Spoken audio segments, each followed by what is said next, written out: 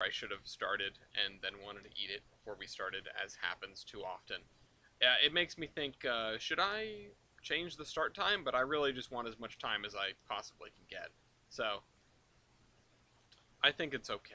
I think we're going to be okay. Today's problems probably center around Bellington. And beyond that, I'll just be my usual spurious self and maybe try not to spoil too much about the upcoming trading card batch. But for those who haven't heard, we do have another batch of cards on the way. We've got batch number 4. Hi, Evan. Uh, Batch number 4, which is centered around logging locomotives. And honestly, that's something that I'm willing to, I'm willing to sort of, what's the word? I'm willing to hear arguments, so to speak. I want people's pitches for names of the batch because I don't want to steal Pogger. Hi, Katie. Yes, I don't want to steal Pogger loggers from Milky, and it is a little bit too, what's the word, unrefined for a batch of cards. I think I don't want to steal Pogger loggers from Milky, and at the same time, I don't know about um, Legends of Logging. Like, that's the other one that immediately came to mind.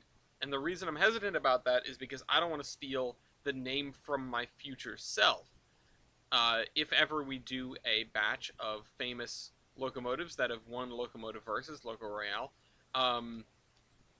the title I want for that batch is Legends of the Loco Games. And I think that's a great title. I just don't want to use Legends twice.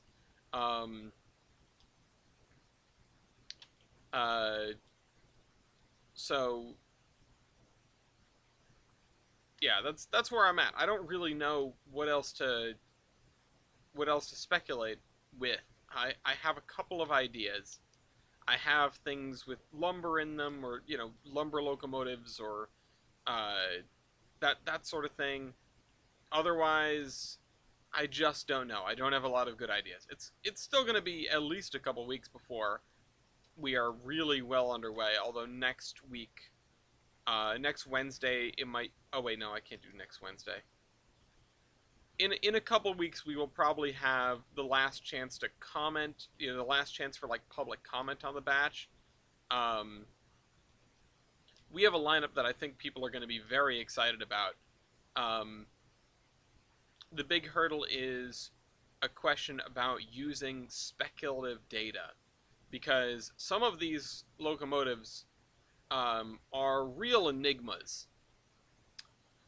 To give an example that is probably not going to make it into the pack, my own white whale, or as I have been referring to such a thing, my minaret, based of course on the name of my white whale, is Consolidated Builders 800, which is a 210-2T. I think it was the only 210-2T built in the States, or for a railway in the States. And that has been just absolutely flummoxing, just impossible to get numbers for. Uh, Reason being, it just is, it went to a relatively obscure railroad. I mean, for a logger, it's not that obscure, but it still went to a relatively obscure railroad. Um, and it didn't survive. After being passed around through a multitude of different owners, it was sort of unceremoniously scrapped. I mean, such is the story of so many locomotives, especially those that ran for relatively, I suppose you could call them rinky-dink operations, which most loggers were. Um, and yeah, that's sort of where we're at. I can't get certain numbers unless maybe somebody would be willing to sort of go digging in the American Locomotive Company archives in Schenectady. But without that, there's pretty much no hope of ever getting these numbers. There are too many variables for us to divine them as well, so it's not even something that I could speculate my way out of whole. But that's one of the locomotives that I was excited about. Now I, don't think it's going to be in the batch, which, is okay. It's not the end of the world. But I am personally a little bit bummed. Thankfully, it's a locomotive that I'm pretty sure only I cared about. This is going to suck. This is it. We're doomed. We're doomed. It's fine. We got to move on to making the route. Um, I also need to throw in the link because I forgot about that. So let me do that. Let me do this. Let me do this. And we will get this ball rolling. Now, there are a couple of things that come to mind in terms of things that we need to get done today. One of those things, of course, is getting more of this track work along the waterfront done. But one of the other things is getting more of those cars with their states, yeah, cars with their stats loaded into the um, document, loaded into the relevant document. And it's basically, if I do anything this episode, it's going to be that, right? It's going to be, uh, if that is what I do, rather, that is all I'm going to do. Because there's no way that I get, um, there's no way that I get this, anything reasonable done here and also get that done. It's just, it's too much, right? Okay, I saw this building and I went, this would go well here. So now it's going here. I think if I remember right, there is no, yeah, there's no, like, road of this with no shoulder, or no shoulders, and also no sidewalks. So that's kind of a bummer. Everything's a bummer for me, I guess. But no, I'm glad to be here. I'm glad to be doing this today. I'm glad that we get to do some Tolbrandisms and hang out and make progress. Now, if that is, hi TJ, are you just gonna do this? Or are you just gonna stalk around? You don't have to watch the stream anymore. So you're just gonna. I was kind of planning on just kind of standing there, to make that road and stuff. Yeah, well, I'd rather have you just sitting somewhere than, or just like watching the stream than just standing ominously in the background. Venkman, what the hell was that? You're gonna freak me out, man. But yeah, so I just thanks. Isn't it beautiful? It is actually a bountiful. I mean, you are the mayor of Geiger, so if anyone were to be able to judge me, right? My city's burning. Yeah. My city's crumbling. Every time there's a reset of MPS, a little more of the MPS world disappears. And it's such a weird situation. It's such an enigma.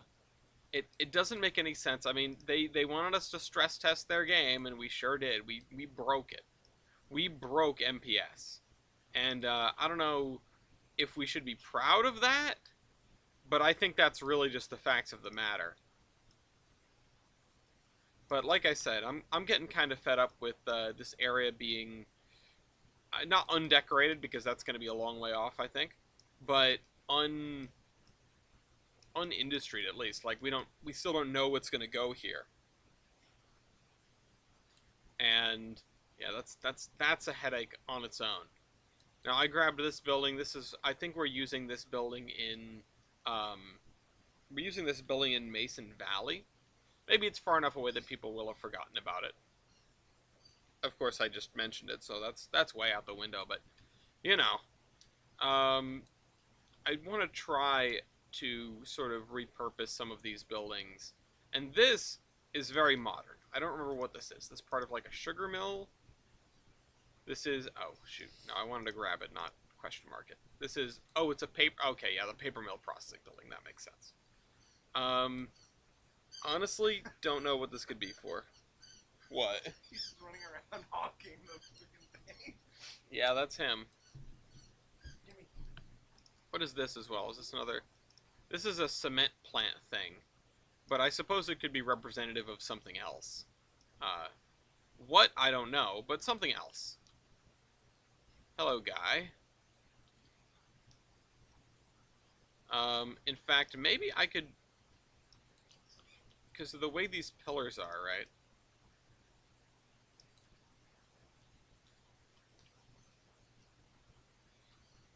Could I move this over and just get the pillars, like, there? I've definitely made worse looking building kit bashes, and building kit bashes are way too much fun for me to be deterred by something looking kind of off. But that's not lined up. How about just a little bit more? You got him wound up. I don't know what you. I literally walked in the door. I didn't even.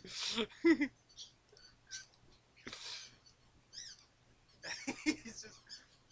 Oh yeah, this is gonna be. This is. I threw it out of here. If we're lucky, it's gonna go on for a while longer.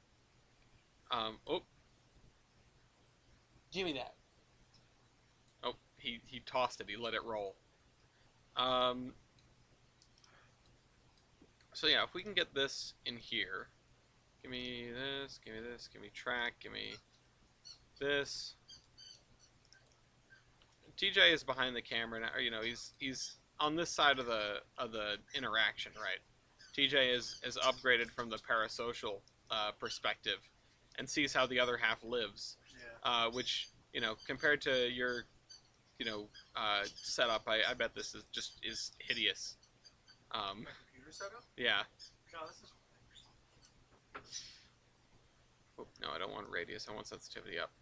So what's that causing the squeaking? That's Lafayette going nuts. That's the dog and the squeaky toy. Which, wait, what's squeaking? yeah, yeah, it must be on your end. Hey Dean. Weird question. We've exported a couple Alco S1s and at least one SW 1001 to Britain.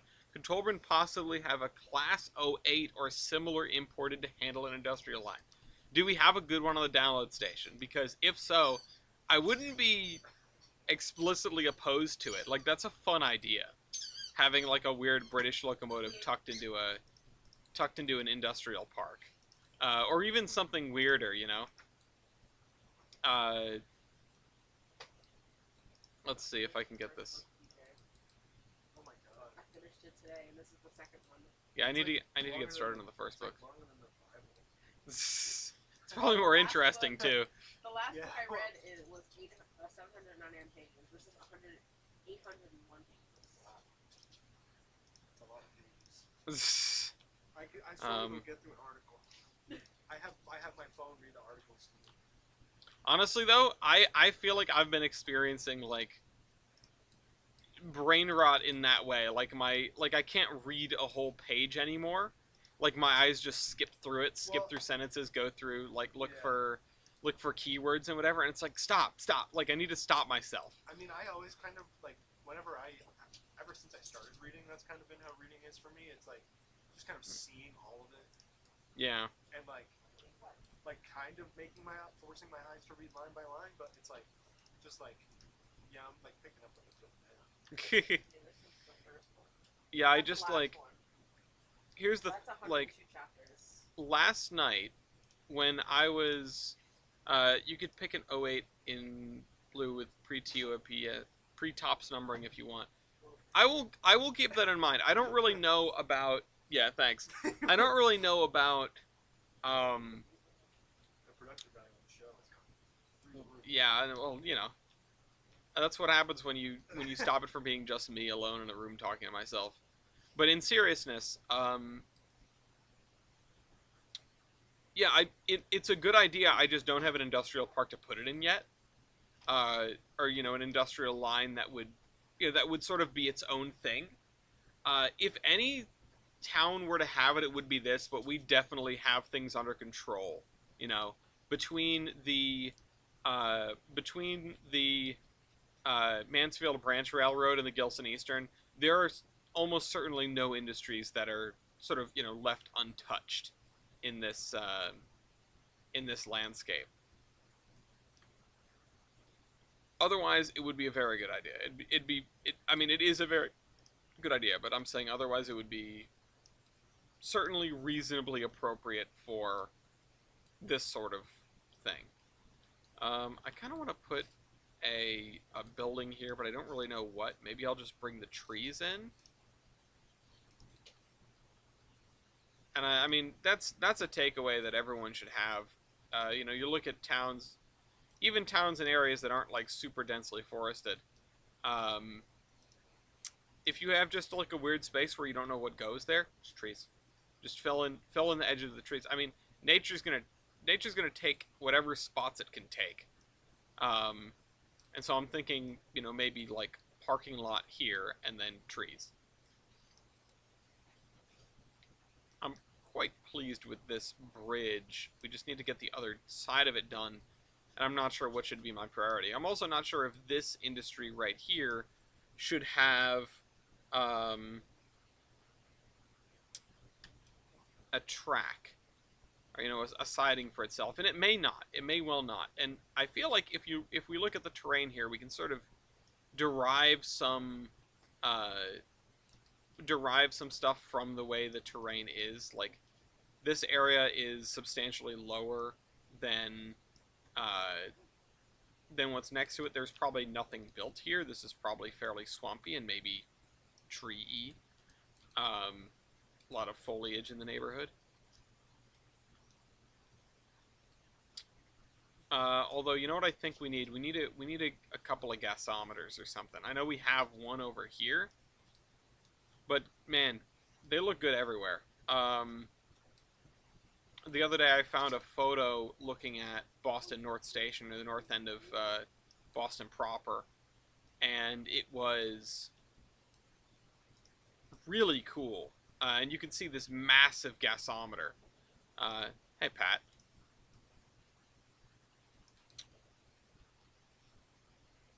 Oh, I thought that was the dog. He sometimes has some serious burps. Okay, so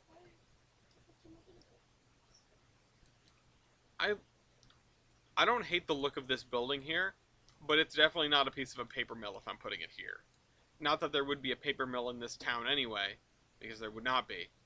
But I'm wondering what I could get away with um, sort of putting here, if if not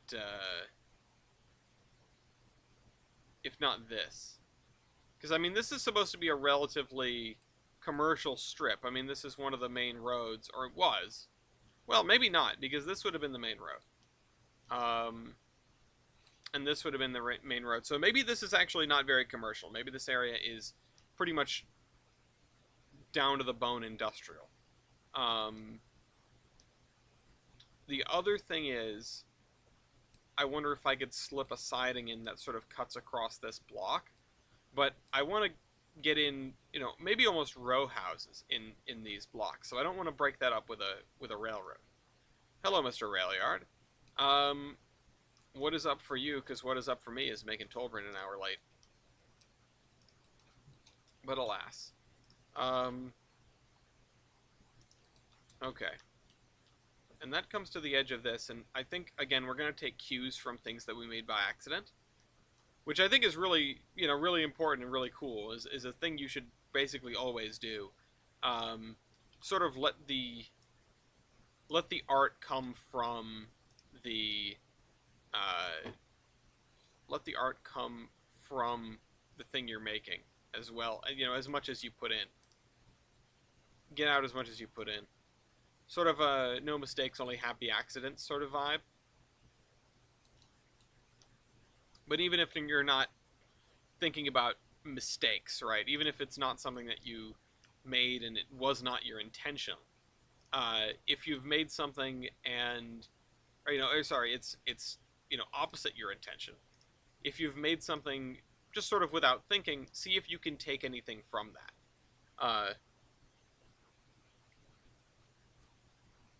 Mr. Elliard says he's got the Trollolo song stuck in my head, which is a meme that I haven't thought about in a very long time.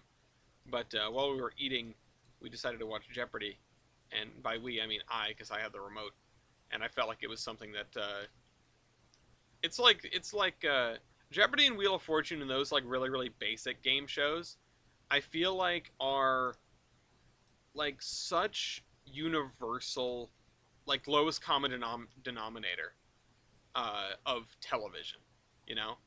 It's like that, and I mean, not I was gonna say the news, but not even the news. Like people can have disagreements on what kind of news they want to watch, but I feel like if you put on Wheel of Fortune, no one's going to be annoyed at you. Like, it might not be anybody's favorite thing, but everyone's going to be okay with it.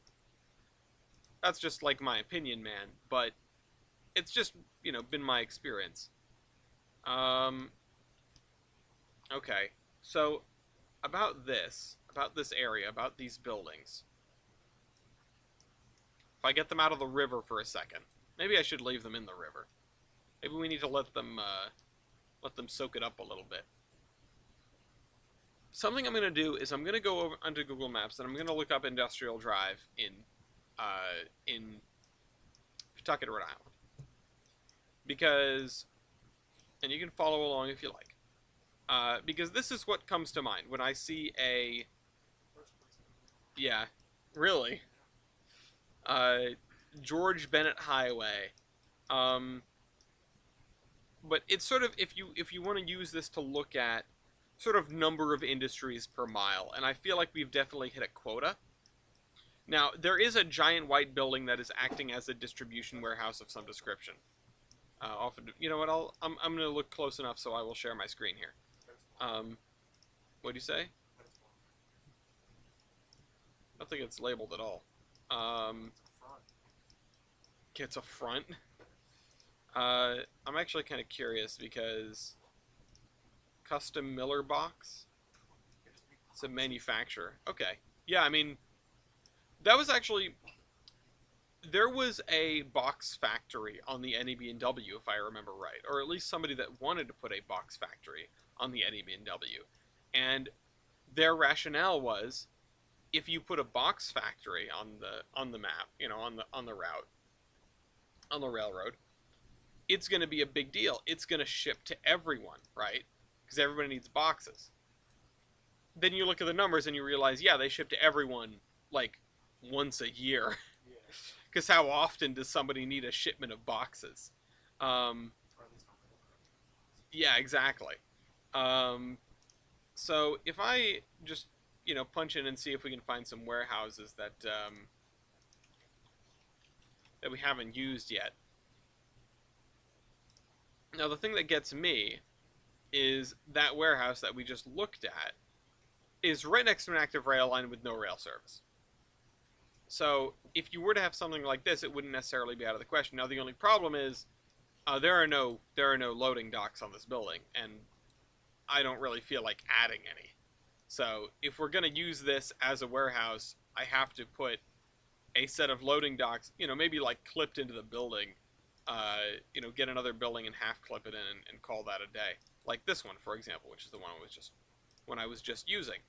If we turn this sucker around,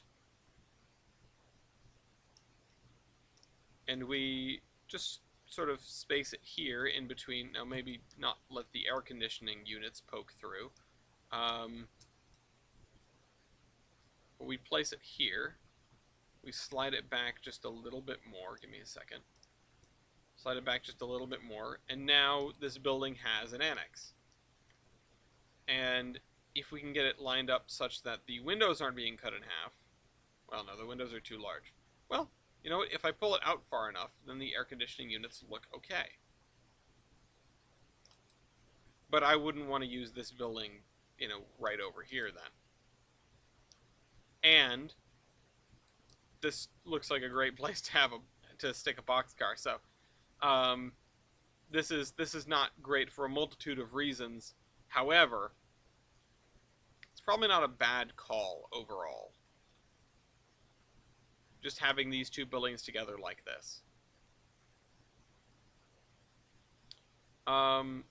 Another alternative is if I were to clip in, let's see if there's another building where that's applicable. Or I could just, put one of these strips along the edge so that it looks like you can back up a truck up to it, and maybe it's not individual bays like a modern complex that handles 18-wheelers. Something that looks like this is not unacceptable. And part of me wonders if we could put a bridge over the road here. But anyway, I got to switch back to this. Russian Empire Steam or U.S. Steam? Okay, so that's, US Steam, obviously, But Russian Empire steam is very, very, very cool. Um, Mostly because it represents an era in railroading that is, it's a little different, you know. It is a lot of a lot of stuff has sort of solidified. You know, how do you make a steam locomotive? You're out of the mid 1800s. People are done figuring it out. Russia is, you know, during the time of the empire, fairly backwater, fairly, you know, frankly not industrial. So you don't get a lot of stuff.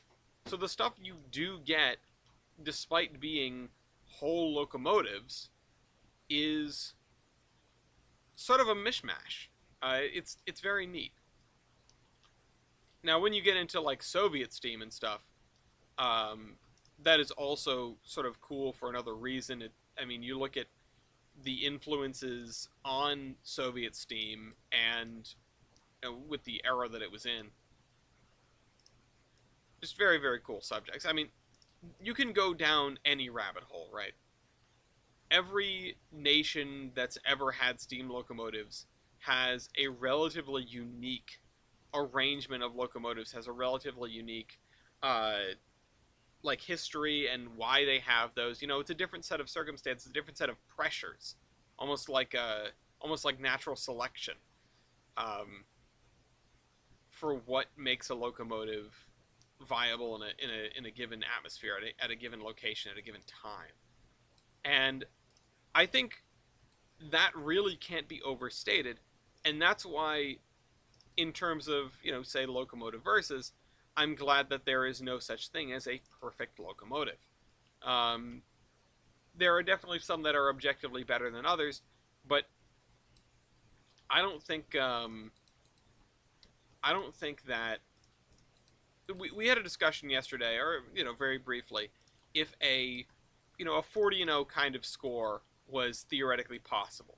You know, you get all of the stats on your opponent with a pair with, you know, you have one locomotive, your opponent has one locomotive. Very, very standard stuff, of course. Um, would a 40-0 be possible? And I say theoretically possible. Yes, theoretically possible. You'd have to have a locomotive that is very similar to its opponent, but better in every single way, and that is hard. Um, that is, you know, sort of remarkably difficult, and the reason being, uh, it needs, you know, it needs to be better in every way. It needs to be both lighter and more powerful in every quantifiable measure. Now, just getting a sweep is frankly a lot easier. Getting a you know, getting like a 20-0 and going to style points is possible. It's something that we've seen before. It's something that I've borne witness to myself um, at the end of the doubleheader bracket. Um, anyway, good evening, Orion. I need invisible track.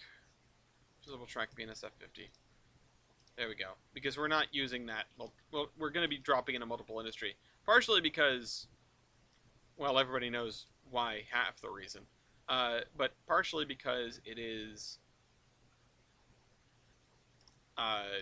you know, it's the better UI and everything. It's easier for me to work with. But partially because, if I remember right, and if anybody else remembers right, this factory is not helpful. Like, it's not. The commodities in here aren't things we can use. Although all I see is general goods. But yeah, cameras boxed on pallet, cell phones boxed on pallet, computer printer boxed on pallet, disc players, electronic components, electronic console games. We're not shipping out Xboxes. It's the 1950s.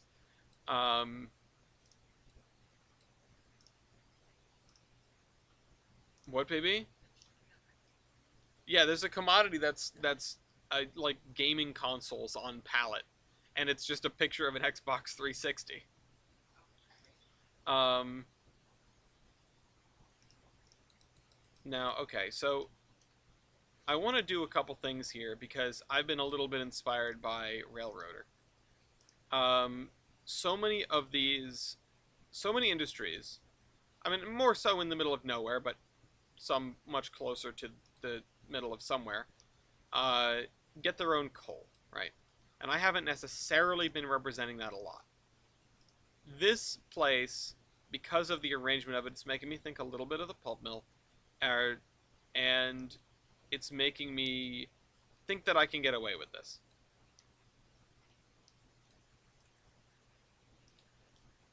We're shipping out moon boots, easy bake ovens, and my first nuclear lab set. Yeah. Yeah, erector sets. Oh man, I had an erector set. Erector sets are cool. Kids these days don't know what cool is. None of them don't want to learn how to work in a factory at a young age. Yeah. Nobody wants to work anymore, TJ. True. Not if you have to deal with a commute like you had today. Yeah. I wouldn't either. It doesn't feel long until one thing goes wrong, and then it's like, oh, my commute's like takes forever. Yeah, right. It is. You fall out of the rhythm. You fall out of the sort of monotony of it that makes it feel shorter because you can just sort of turn your brain off. The moment you have to turn your brain on your commute, it's a bad commute. Yep. You shouldn't have to think. It's the thing you do every day. Alright, so I want to drop off coal here, and I want to drop off, or, pick up general goods or whatever here. If I can get some kind of warehouse building that sticks out the back end of this. Now, the scale on this building is definitely off. This building is tiny. This building has windows that are, like, 3 feet tall, it feels like. If I put down a boxcar next to this, it's going to look like it's 2 stories tall. In fact, if I get our, just throw it on a boxcar, why not? Boxcars are not that big. I like this model. The texturing is not good. Oops. Oh, right, and I forgot that I forgot that these smokestacks were from something else. I forgot. Okay. Okay, yeah, but we have to keep it now then. We have to. Have I seen the images of the wreck of the car ferry Pierre Marquette, car 18? I do not. I have not. I'm not familiar. Anyway, let me. Yeah, clever use of the sign. Thanks. I mean, again, I'm trying to kit bash buildings out here. I feel like it's a path to some kind of enlightenment. I don't know. If you can kit bash buildings like nobody's business, you're gonna have a much better time putting together a route that looks unique and interesting. That looks like that looks different. That has the varieties of buildings that you're looking for without scouring the download station and various different sketchy Russian websites or whatever. But to answer the question of why I'm using Tane 1 track wood, it's my favorite track and I think it looks good. I know there are better tracks out there, but to be frank, I've perused so many of them, and I am not impressed by any of them. I feel like they're either too dark or too light, or just, I don't know. There's something about Tane 1 track wood that it's like the best of an old school kind of track spline. I don't know. Wait, what? Oh, I lowered it a whole half a meter? What?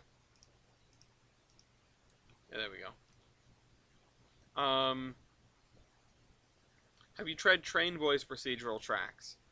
I don't. Do you know if we had Train Boys procedural tracks on MPS? Because I mean, maybe I have, maybe I haven't. I honestly couldn't tell you.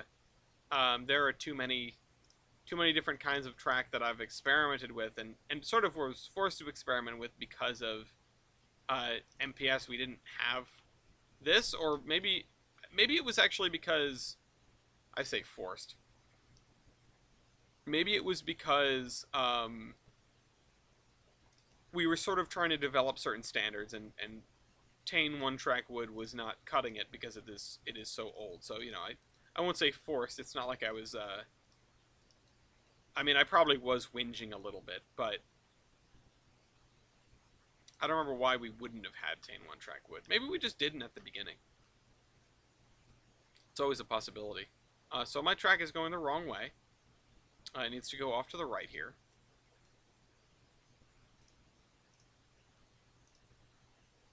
You know, I apologize if I apologize to people who aren't listening if I was being a whiny bastard about the track on MPS. I know I actually was to an extent, but I don't know. I just wasn't satisfied.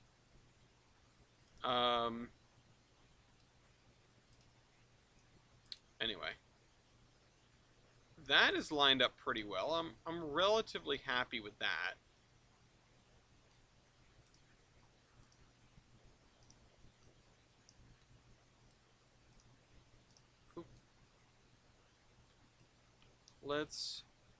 Well, now we gotta move the roads over. Road bits over. I think I'll jump into 2.0 for this. Just to, yeah? Dog just let out a big sigh. Scoot this over. Train Forge's track. I don't remember Trainz Forge. I don't remember what we had. I mean, I have it all, certainly. It's all in my list somewhere. It was a couple of different sets of track. Again, none of which I was just particularly impressed with. I don't remember what it was. I don't know what it was. But anyway, that's probably about as far as our line here is going to go. Maybe.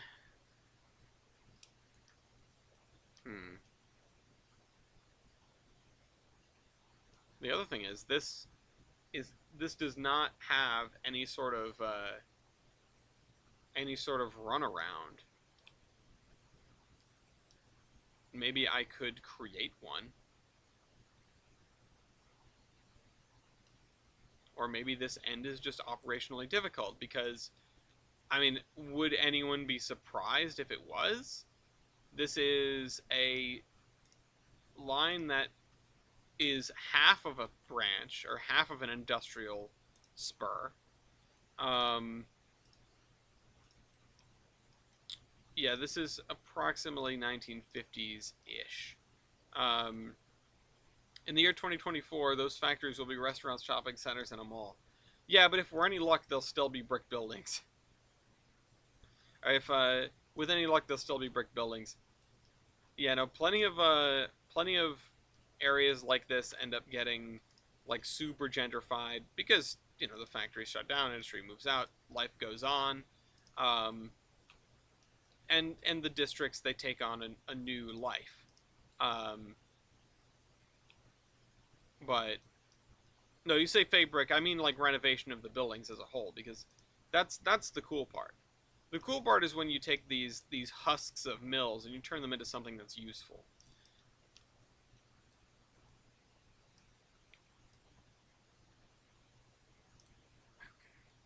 How do I get this to not suck? Because this is winding up. Like this honestly, I should be increasing the elevation here, I think. Because this is not going to dig deeper and deeper into the ground. We need to start increasing the elevation. And the fact that this is sort of coming downhill, no, I don't want that at all. So we're going to do this. Do I think that steam ran past 1976 in the Soviet Union? I'm pretty sure. You know, some you know backwoods branch line back corners or what have you. I'm sure that there was steam kicking around. I know the Strategic Steam Reserve existed, which wasn't operational, but was a bunch of locomotives floating around for one use or another. You could probably figure it out if you really looked into it. I mean, it's the answer. I have little doubt is a Google search away. Um, you'd be amazed what you can find with a little Google foo. I just wish we could find stats for CBI 800 the same way. I definitely stayed up way too late trying to figure that stuff out last night. We had a relatively long form, I guess you could call it a meeting, but really it was just a work session. And right at the beginning of the show, I did talk about what may and may not be coming in batch 4 of our trading cards. But there are definitely some things worth getting excited about. There are some things that I was more excited about than others. There are some things that I am more excited about than others. But, yeah, I mean, again, Google foo, right? We live in an era where more information is available to us. You know, there's information at our fingertips that we could never fathom, right? And before, I mean, you didn't know something, you would like have to go find an encyclopedia. You'd have to check an encyclopedia out of the library, or maybe if you had a lot of money, you owned one. But okay, I should break the elevation on these. Did the zombie train go to Russia or China? I don't. There was very little that I ever. Oh, I just deleted Spline Point. The problem used to be information scarcity. Now it's information overload. Yeah, no, here. The sort of like the Guinness Book of World Records came into existence to like settle bar arguments. It's like now we have Wikipedia for that, and now no one gets to speculate. Like you can go find an answer. It's almost a bad thing. But can I suggest for batch 5 some interurban locomotives? Well, maybe. We polled the community to get batch 4 figured out. And I think I made mention on a podcast that was going to happen, and I'm pleased at the results of that poll and at the discussions that it generated. Let's see. Okay. This is still, and I grab this and it goes down and back up, which just isn't great. Can I keep this level? We're gonna be fiddling with this until I'm happy. Yeah, look how high off the ground that is. So there's that. Hi Bender. Bender says oops all triplex, yeah. So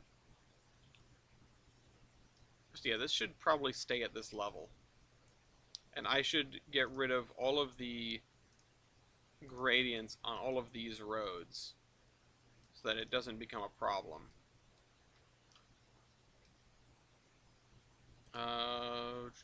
And on the, well, not on the railroad because I needed to stay up there. Let's do this. Okay, cool. And let's put the sensitivity up a little bit and let's start smoothing this out. And this is, it's up pretty high, but that's okay.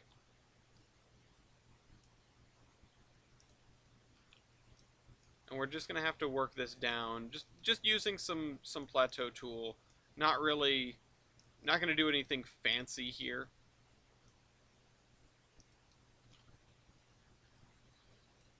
The plateau tool is your best friend for terraining. Kellis, what do you think of 3716? 3716? What is 3716? I feel like I should know. I feel like I know 2716? What is 3716? I guess I don't have an opinion. What railroad does it belong to? And does it survive? And where is it now? I was going to suggest an engine. The source book and found out that my town was the equivalent of Altoona for old interurbans. That's really neat. So you guys produced a lot of interurban locomotives. And by interurban locomotives, do you mean... by interurban locomotives, do you mean electrics? 280 in Canada. Okay, I don't know it. I'm not familiar. Um, did it do logging by chance? Um, That's my question. Anytime anyone brought up a locomotive I'd never heard of in the last in the last couple of weeks, did it do logging? But oh well, alas, can't win them all. Um, so okay, so we've got an elevation change here, relatively subtle elevation change. Ran for BC Rail with 2860. Oh, that's fascinating. Um, Canadian Steam is kind of an enigma to me. I would like to know more about it and the lore and the history, and now it's be real time. Of course it is. While I'm doing the damn show. Just get in my way more, why don't ya? Be real time. Maybe I'll just point it at the. I'll just do this. Oh.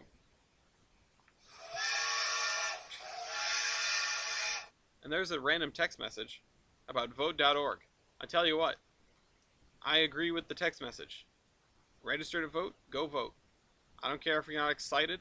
I don't care if you'd vote for somebody that's different than I would vote for. I just want people out there doing their civic duty. I want people to have a hand, because if you think you're smart and you think you're oh, I don't like this, I'm too smart to vote or whatever, all the stupid people were voting. So you got that out of the you got that to worry about. All right, I'm gonna send that most disappointing be real. We've got to get a bridge over here. And then I did want to use this bridge up here. And then this one, did I have a bridge in mind for this one? I think that, where did that white truss go? That really, really white truss. I don't want to use this one because I think it will burn out people's monitors if you zoom into it too much. So I'm going to toss that.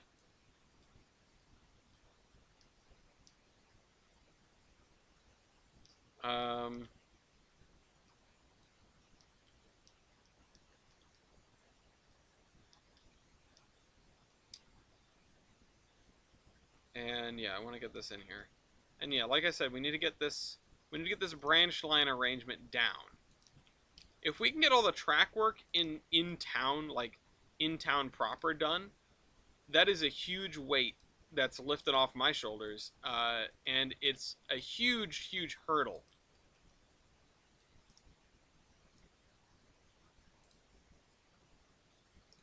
Because once the track is done, like, nothing else is going to change, or sorry, the track isn't going to change. The track is like the thing that is the most set in stone. It's the thing I'm going to be sort of the most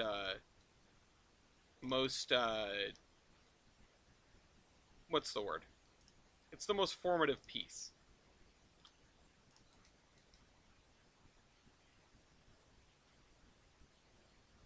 It's the thing I will mess with the least, because it is the thing that is the most annoying to reorient, because it actually has to be connected. It has to do more than look good, right? If we have road, or this road network, for example, if I need to move an intersection, or if I need to redo an intersection, all I need to do is make it look good again. And yeah, track isn't the hardest to make look good, so maybe redoing a junction is more effort than redoing a road. Or sorry, yeah, redoing an intersection is more work than redoing a junction, but it is still a lot. It cares a lot less if you mess it up. The track you've got to have right. The track you've got to have stuff connected. I probably countless times I have quote unquote finished an area, and I've gone to drive over it, and there have been bits of disconnected track, and I've just run a train off the end of the layout or something, off the end of the track. Not something you want to be doing. So something that it's you need to pay attention. Now, someone said something about nuclear earlier. Um, I think it might have been Mew, and this isn't something that I was planning on bringing up. But France should no, just kidding. This isn't something I was planning on bringing up, but has anyone else seen the trailer for the Fallout series? Because it looks pretty cool. Um, and I'm I'm a Halo fan, and I obviously wasn't jazzed about the Halo series, and I didn't bother to watch it. Not interested in uh, figuring out if I have Powerment Plus and figure it out, uh, and then watch it that way. I just don't care that much. It's not something that, like, I used to be big into the Halo lore. Maybe I'm not that much of a Halo fan anymore. Maybe I'm not enough of a Halo fan because I'm not uh like super pissed off about the Halo TV show. But in seriousness, I don't I just don't care. Like, it just doesn't grab me. I feel like it's made for people that want a sci-fi epic and have the brand recognition of Halo on it. Because, like, I don't know if it's a bad show on its own. I can't speak to that. Everything I've heard about it is that it doesn't play particularly nice with the Halo lore. And I feel like when you make a show and a property, if you're wanting to appeal to the fans that already care about that property, then yeah, you're probably going to want to stick to some kind of lore. I'm not saying that you have to do that. Like, nothing is forcing anyone to do that, and it doesn't make it objectively bad if a show or whatever does not stick to the canon of the thing it is derived from. I mean, adaptations happen all the time. Sometimes things get changed for better or for worse. All I'm saying is, I was not taken by the Halo show. You should have a town named Blood Gulch, which I approve. They should have done better with the Halo series, honestly. I think we do have a Blood Gulch. Yet you have a town named Blood Gulch. Yeah, well, I have always been at least a casual Halo fan. I used to read all the books. I used to be stuck into it a lot more than I am now. Um, but again, I don't want to get too in the weeds about a critique about a show that I'm not going to watch, that might not really have even been made for me as an audience, um, or really even most Halo fans. And yeah, like, the idea of me saying that out loud is kind of absurd, but if you think about it, it doesn't really matter. I don't know. I have a problem with people getting too annoyed, like too wound up about fictitious things, fictitious properties. Yes, okay, the war crimes are fake. My annoyance is real, but the I don't know. I just like people talking about the Star Wars sequels, for example. I went to the movie theater and I enjoyed myself. That's all that matters to me. Maybe I'm not that big of a Star Wars fan. I'm not. Spoilers. Uh, but even if they weren't great Star Wars movies, even if they weren't perfect movies, which yeah, I can agree with that. I think they're fine at the end of the day. They're not bad. They're not atrocious. I wasn't bored out of my mind. Like, yeah, okay. 8 goes on like this wild romp, you know? There are some weird plot threads in there that you could have cut down and whatever. I mean, people have found meaning in them. People have said, oh, it's to sort of look at there's a whole galaxy out there of stuff that's going on that isn't consumed in this war against the rebels.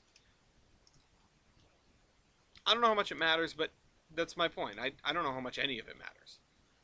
What did we learn? Nothing. Less than nothing. That's just the way I like it. Anyway. That was a very, very long tangent that said nothing. Nothing at all. I could get way back in the weeds with that stuff. My point is, none of it matters that much.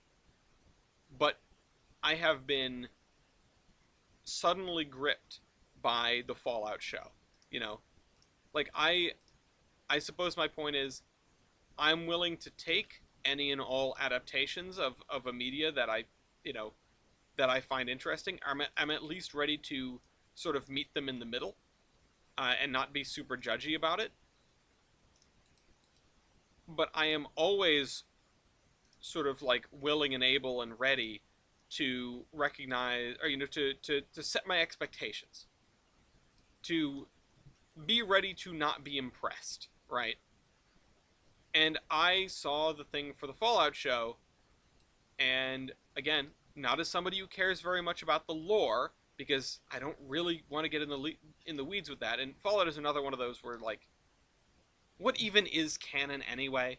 Like, why do we care so much about it? It's all stories. Um,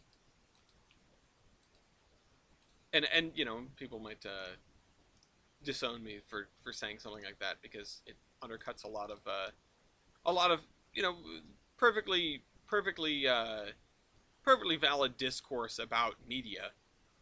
But I don't think discourse is the problem. I think the problem is people getting way too wound up. Uh, anyway, if they'd make a Half-Life show, I'd be hyped. Yeah, honestly, that's a problem of mine. I haven't played the Half-Life games. I like the Half-Life universe. I have sort of, looked into it and tried to understand it, and I have I've played Portal 1 and Portal 2 many times, cuz god, what good games. Uh anyway, um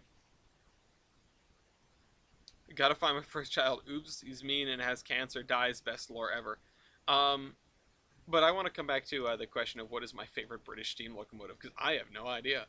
I don't know. I don't know enough British steam locomotives. There are probably some memes that I could call out, but I feel like I've been annoyed by British steam in both in reality and in loco games more than I have ever been able to appreciate it. Now, part of that is because British locomotives are all small and sad. Um, small, teeny weeny weeny, as some might say.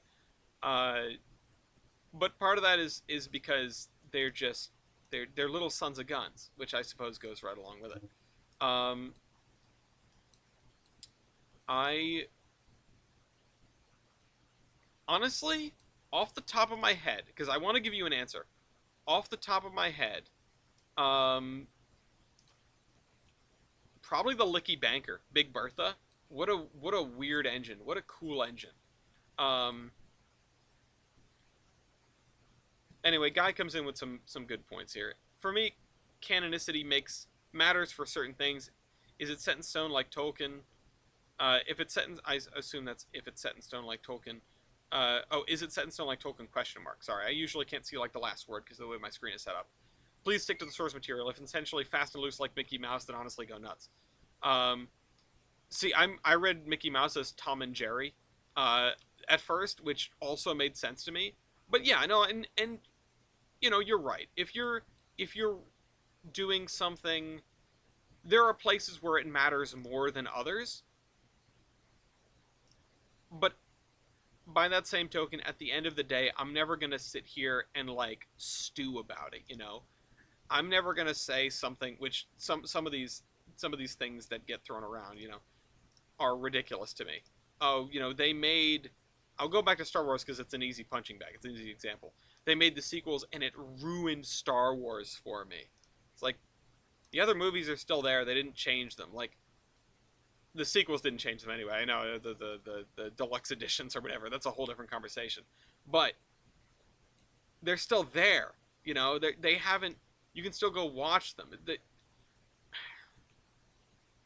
Don't tie yourself to a piece of media to the point where you can get that hurt by somebody making their own take on it.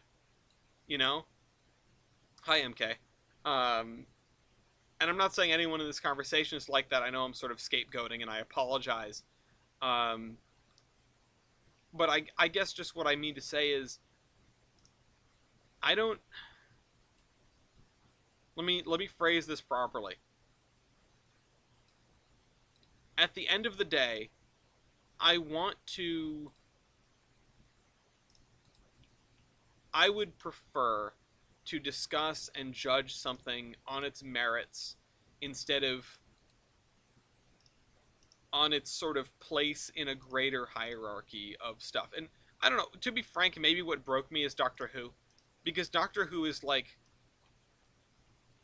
and Star Wars was like this before Disney took it over and like cleared out the canon and made legends and whatever, which I know is it that can be a topic. Like I'm poking a beehive, I understand. Um, uh, but the Star Wars canon was a just catastrophe. It was a mess. It was just like even to say it was contradictory is the wrong word because that implies that there was something to contradict. It was a lot of different stories that were flying around, more or less based in the same universe, more or less with similar or the same characters or rules, with whatever rules there can be in the Star Wars universe and chronology, etc. Um, and yeah, they wiped all that out and made it Legends, which doesn't really change it at the end of the day. Like all that media is still there, and it's just as valid as it was before Disney bought Star Wars. Um, that's sort of the root of all my complaints. Um, and at the same time, they made it so that if they wanted to continue the stories, which they ended up doing, they don't have to worry about contradicting these contradictory things. Sorting out all the canon and figuring out what is and what isn't, and what's good and what's viable and what agrees with what.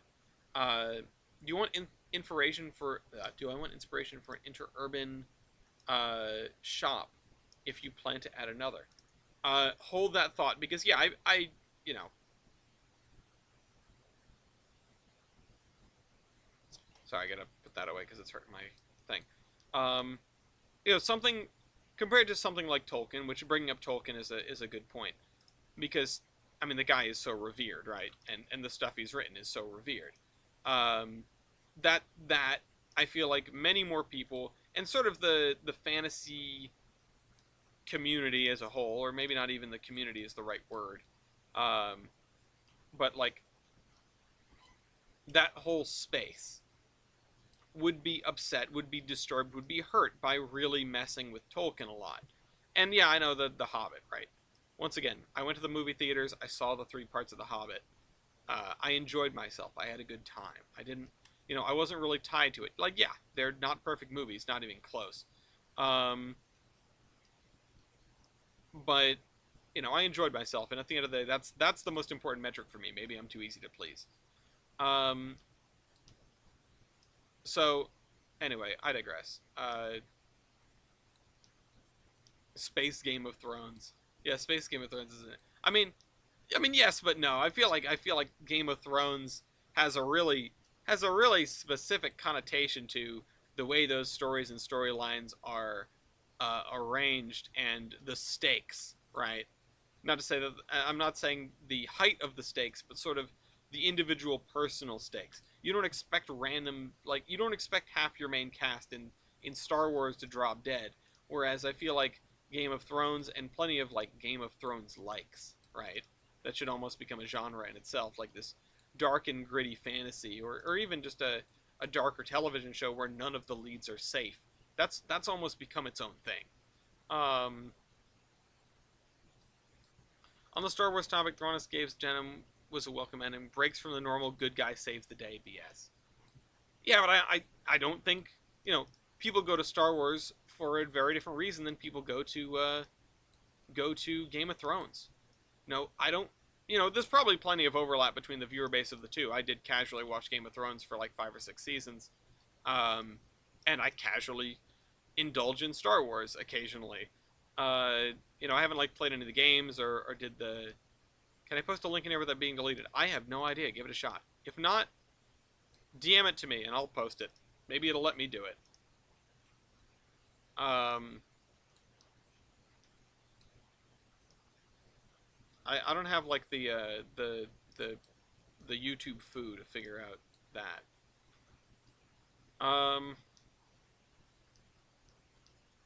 But I guess my point is like media is this multifaceted beast, and I would rather judge things on their own merits. And to circle all the way back around to where we started.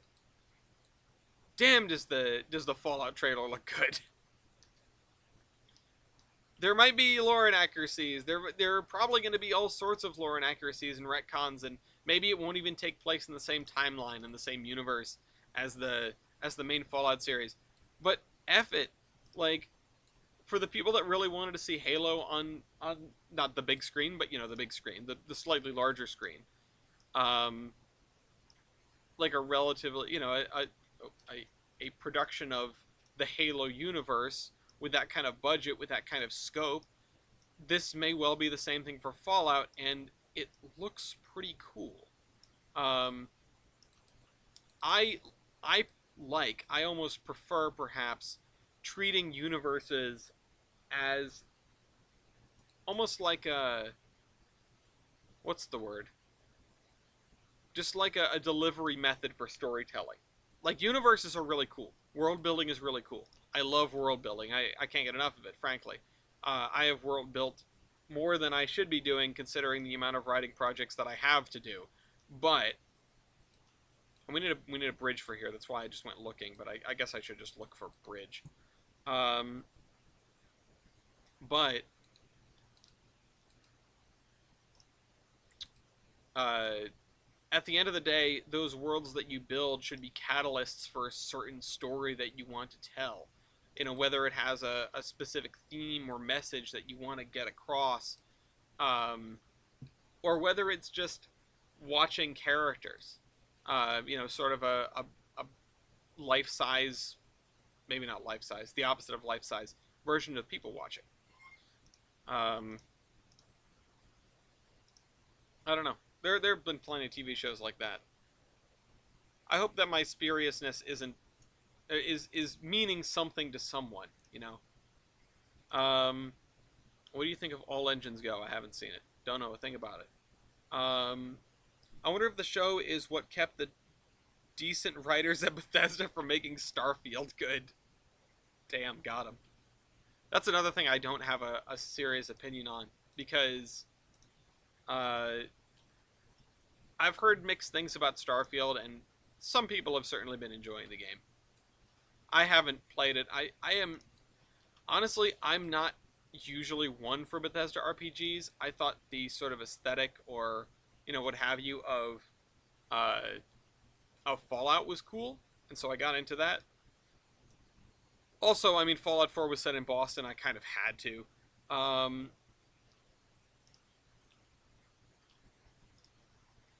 uh, it is so sucks, but my girlfriend is a huge, unassailable Bethesda simp. I mean, here's the thing. It Without playing it, just seeing some of the discourse, there are, without a doubt, things that it brings to the table that people want to experience. And whatever, more power to them. If it's not a good game on its own, whatever.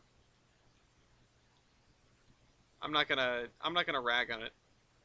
Uh, there are so few. There are sort of like roll back the clock a few years before a certain railroading game, and the number of games in which you play. Oh shoot, games in which you play with trains was almost frustratingly low.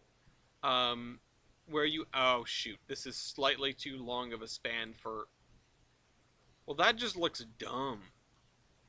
This should probably be a girder bridge. But like the Nakey Jake review is so damning. I don't know who that is, and honestly, I don't know if I care. Not like dissing your video watching preferences, because finding someone that you trust that does game reviews is good. So you don't have to play through it yourself. But I certainly, if all that I've seen are things like reviews, all that I've seen is secondhand, I hesitate to make firm Yeah, I hesitate to develop firm opinions. I'm probably never going to play Starfield, so I don't really have a firm opinion on it. Maybe it's okay. Maybe it's kind of bad. People are definitely enjoying it. Um, it just sounds like a Bethesda game to me. Not every Bethesda game is going to be Skyrim, another game that I haven't played and that everybody loves, but I don't really have an opinion on because I haven't played it. It's just one of those things. So it's not a bad story per se. It's just a buggy mess last I've played. Yeah, that does sound like Bethesda. You know. And the other thing is, too much damn negativity these days. And I know I just spent plenty of time ranting and raving and complaining, quite frankly. You're being negativity, but there's being too much negativity. Yeah, I know. I'm the worst hypocrite on earth right now. That's too long of a Gerda span. Yeah, well, I hate them. Well, they shouldn't be. No, I just don't. I don't want discourse to always turn into a revolving door of bad things, or that it just. I can't do it. There's enough to be annoyed about in the world. I want to hear about what you like about something. Needs to be a girder bridge, yeah. It's got to be a deck girder. Um, Skyrim is the only Bethesda game I've ever played, so I doubt it can add anything new to the discussion. Well, did you like it? Don't say no. That's negative. Uh, we got this. Yeah, okay. This is the kind of beefy girder bridge that we need. So, I I am easy to please. Um, I'm easy to please at the movie theater. I'm easy to please, at the gaming computer. People who know me know that my computer is just sort of a disaster piece, and I don't sort of bother with things if there's not a really good reason for me to bother with them. Like I don't fiddle with my settings unless I'm really annoyed at something. I just leave it alone. Maybe it's good, maybe it's bad, I don't know. I just don't need more stress in my life. I like doing media discourse. I like talking about pieces of media. I just feel like there's way too much emphasis on the thing you like is bad, actually. Ellis's computer, it just works. Yeah. Um,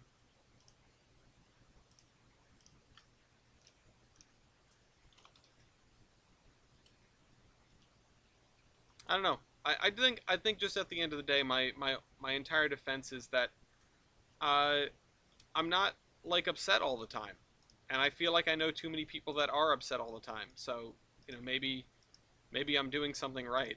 I don't know. Maybe I'm not. Maybe I should be upset all the time.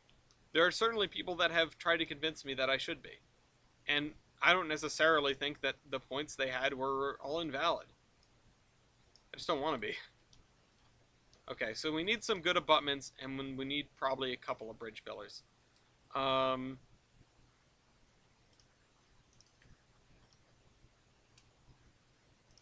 abutment for a rail bridge. That is facing the wrong way. Nope. Wait, where'd it go? Oh, found it. Oh, I should have hit F9. Get the wireframe view out. That would have helped.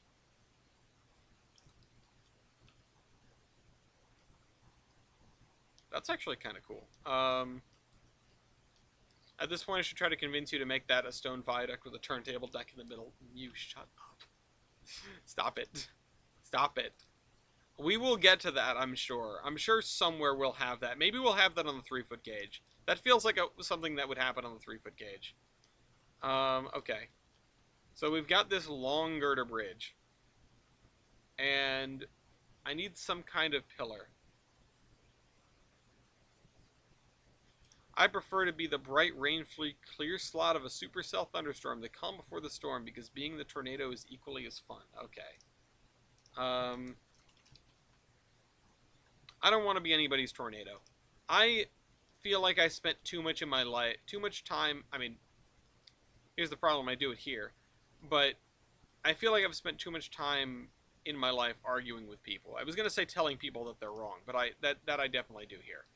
Um, Spent too much time in my life arguing with people, and I just can't take it anymore. I don't know what it is about me, honestly. I feel like I've changed. Uh, I changed as a person, but that's not really what I'm going for. Like what I can withstand is different. Uh, these days, I get into like a even something that looks like it might be a heated argument. I get like all shaky. I just can't do it anymore, and I'm almost annoyed at myself for that because I used to be able to go toe to toe. I used to be able to, you know, debate it out with the best of them. Everything. Damn the torpedoes, full speed ahead, come hell or high water. And I mean, hell, I won an award. It's hanging up in my kitchen. Um, but I just can't do it anymore. It ain't me.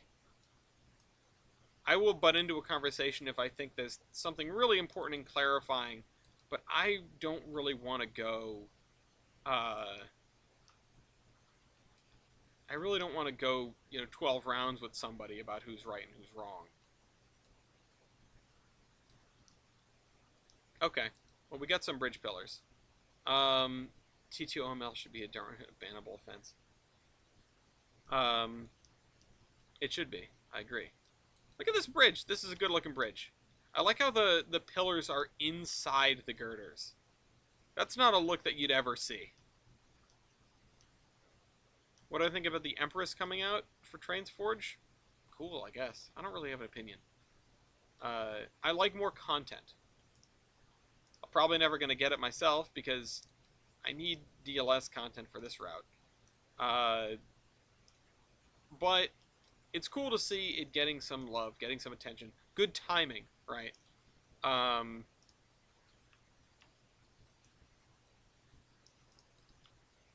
sure that was, intentional, but still, good timing. Okay. So looking at this, sort of reminded me of, I think, Holyoke. Holyoke has the river with the stuff on both sides. Who pinged me? Okay. Anchorage, Alaska is larger than Rhode Island. I mean, turntable on mainline. I mean, does a swing bridge count as a turntable? Has anyone asked that before? Does a swing bridge count as a turntable? Okay, so here's what I think. I think we only really have one good option. But it turns. Of course, it's a turntable. Could it work as one? Most swing bridges you can't spin all the way around, so no, sadly. But you could turn an engine 90 degrees and then turn it back. Wouldn't be a very useful turntable, but it would turn. Maybe if you effing broke it.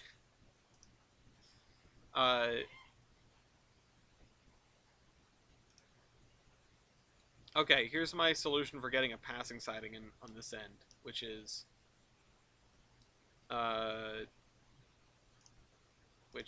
this. Oops. Nope. What I want to do is I want to apply this. Oh, that's already a thing there. Oh, shoot. We've caused confusion and delay. Hang on a sec.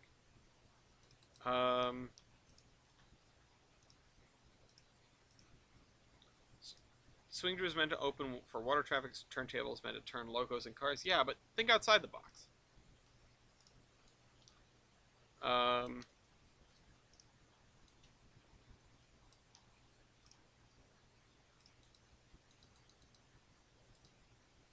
No, but genuinely, you probably couldn't crank one all the way around. Although I could think of a movable bridge that, with the right amount of effort, you probably could spin all the way around. It just floats, is all. Oh, right, and this isn't even the... So we're going to be able to put a thing there, and this switch is way too tight. This is almost two railroads having single track main lines that would intersect at 90 degrees over a non-navigable river. Well, now you've got me thinking. No, I'm kidding. Absolutely never. Um, okay, this is a super tight crossover, but you know what? It's fine. Year of the Empress. I think 2019 was the year of more stuff than the Empress.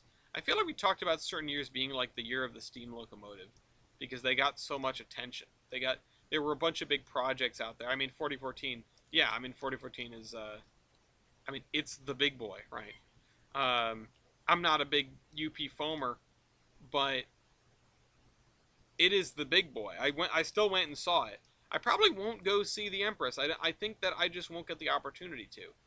The thing with going to see 4014 was the fact that it was lumped in with the other event. It was lumped in with the 150th, and I could make an excuse to go out to Utah and hang out with some people and go and go see 4014, sort of wander its way across the countryside. But at the end of the day, despite how cool the Empress is, I don't think it's nearly as much of a splash as 4014 will be. I mean, maybe fans of Canadian Steam, but then your problem is that it's not really doing a lot of Canadian adventuring. It's going through the U.S.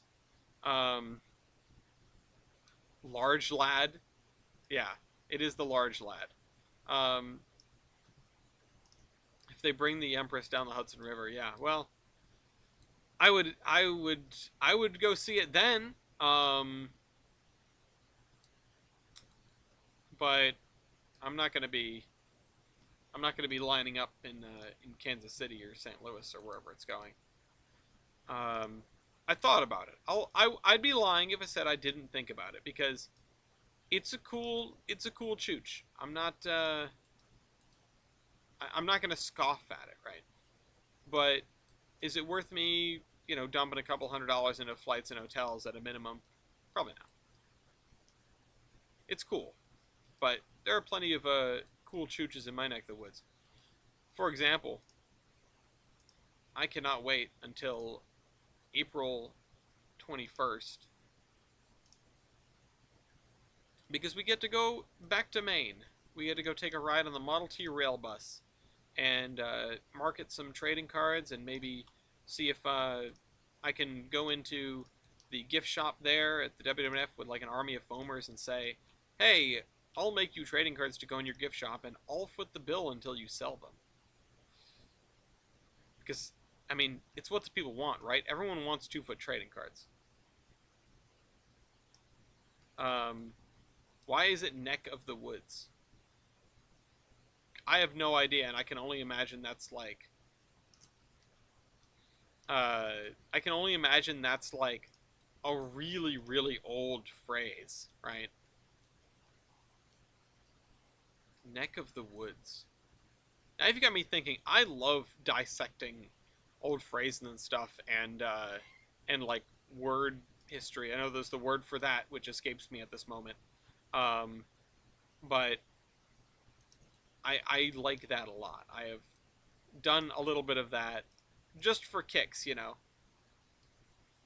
it entomology?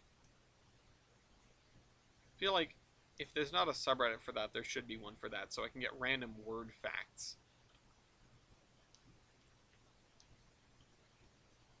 Okay. Oh, etymology. Entomology is slightly different. Because Arm of the Woods is reserved for galactic standards. Okay.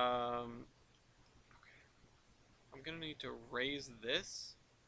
Where's the other end? Oh, it's over here, isn't it? No, where is the other end?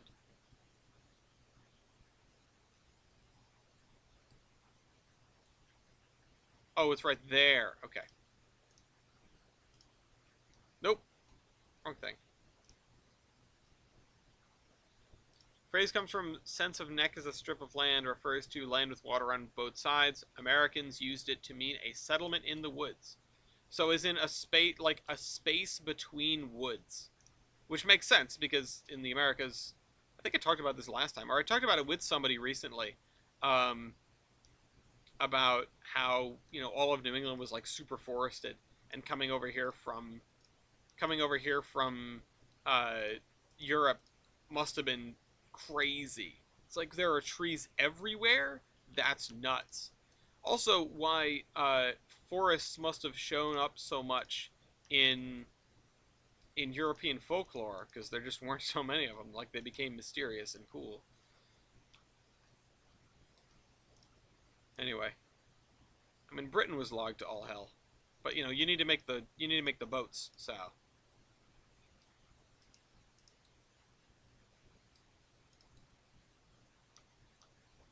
there aren't a lot of steam locomotives in Mexico.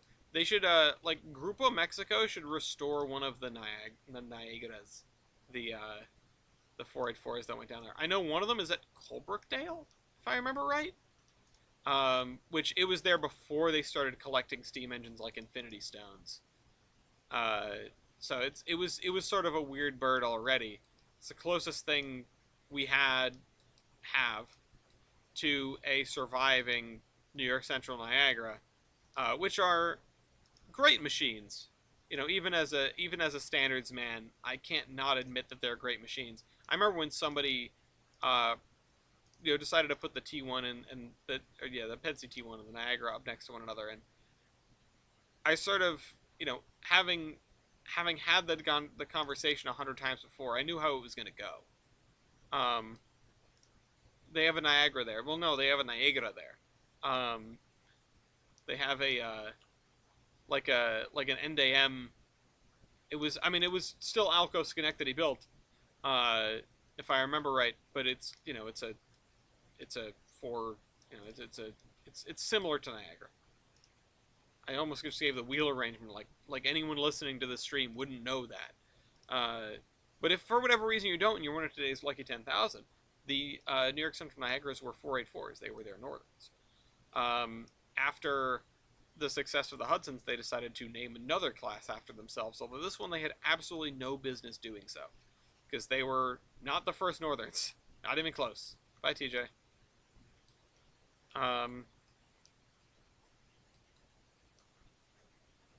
Everyone has their own name for Northern. I've always found that kind of weird. Like, I understand some railroads, and some railroads I understand, and that includes me rolling my eyes. Like, the Dixies.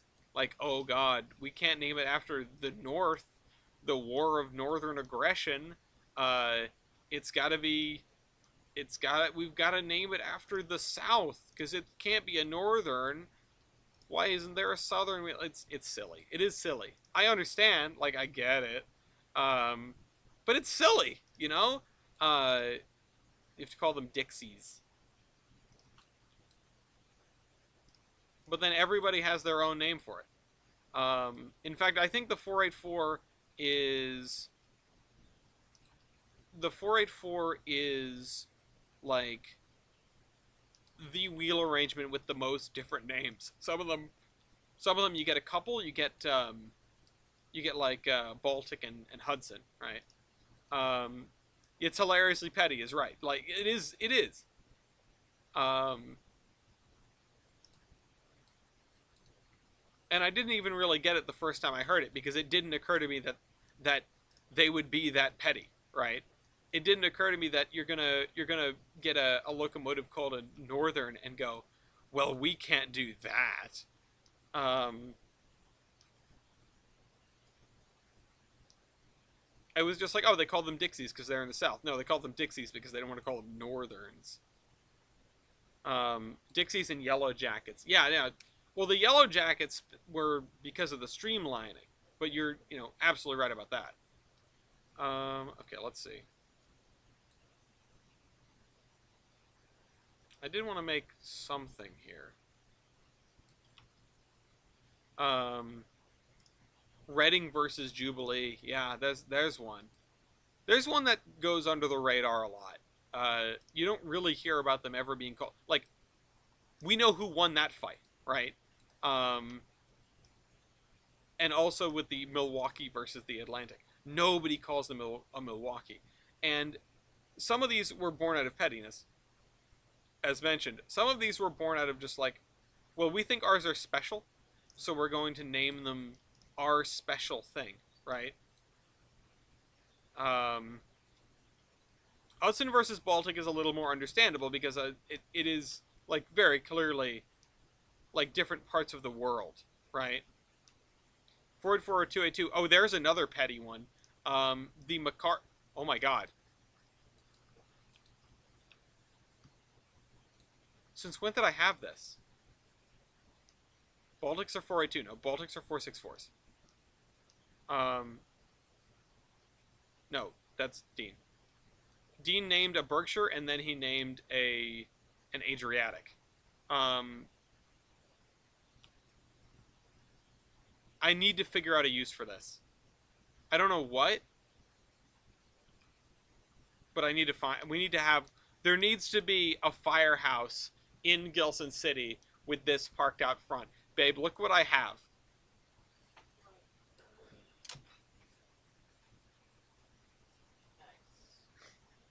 Um, Bustin. Bustin makes me feel like no, no. We're totally gonna go see not Afterlife. We're totally gonna go see the new one, Frozen Empire, in theaters. I'm so excited. Now there's no, you know what? It's not. It doesn't even count because I don't give a damn. I was about to say now there's a property that I care about, Ghostbusters, probably more than any other property that I quote unquote care about. But even then, I don't care. Like I don't care that the 2016 movie was allegedly not very good. I definitely don't care that they did an all-female cast. So what? Uh, I haven't seen it, but it's not like I've been avoiding it. I just haven't seen it. Uh, just because I'm not jazzed about something doesn't make it bad. Even if I objectively didn't like it, I wouldn't make it bad. It wouldn't make it bad. Um, wasn't there a city with an abandoned or haunting-looking house? Park that outside.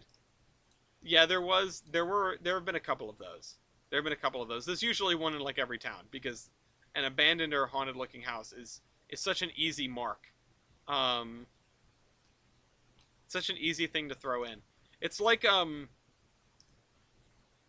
house on fire. Like every layout needs a house on fire. Everyone likes to do the fire trucks scene. Um, I don't know why. Maybe just because it's flashy and cool. Um, but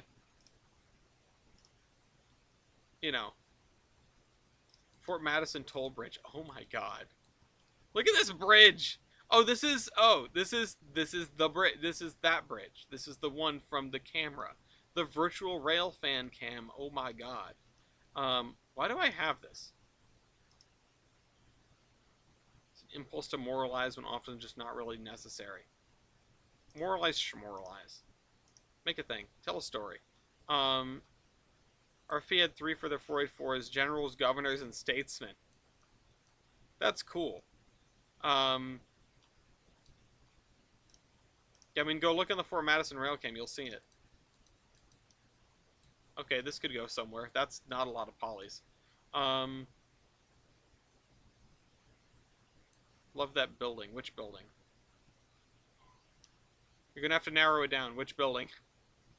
I know I was looking at stuff. What are you? Freight House? That's cute. That's cute. I don't know what to do with it, but it's cute. Make a battleship cove. We're gonna have our own battleship cove. Holy crap! Okay, now there is a distribution facility. What did South Africa call their northerns? Did they have any? Oh wait, the SAR. Yeah, the SAR did have northerns. They called them northerns as far as I know. The other thing is, when you get, that's a long conveyor belt. When you get,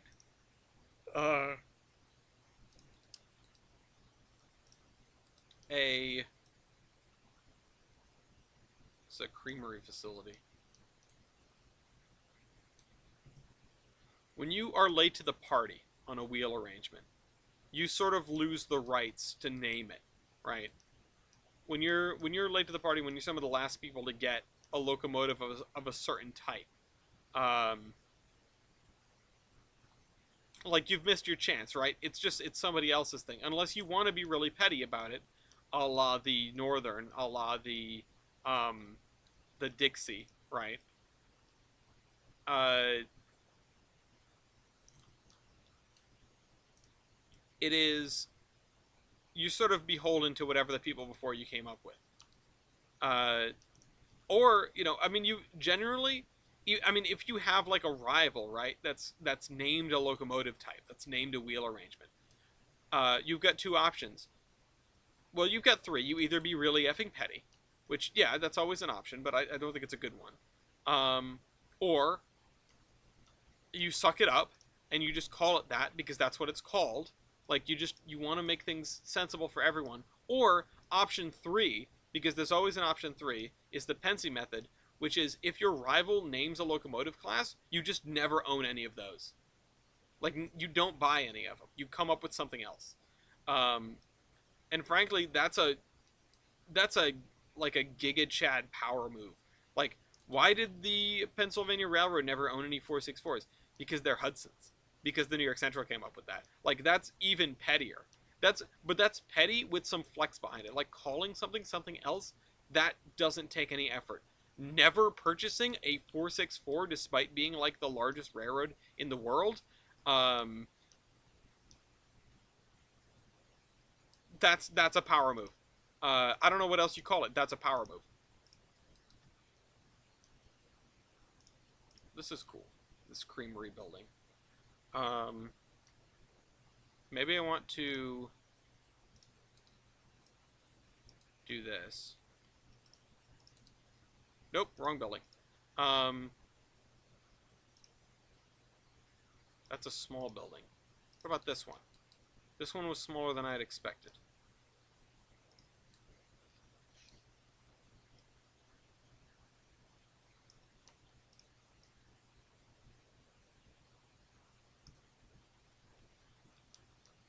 Look how that fits into there. Like a glove.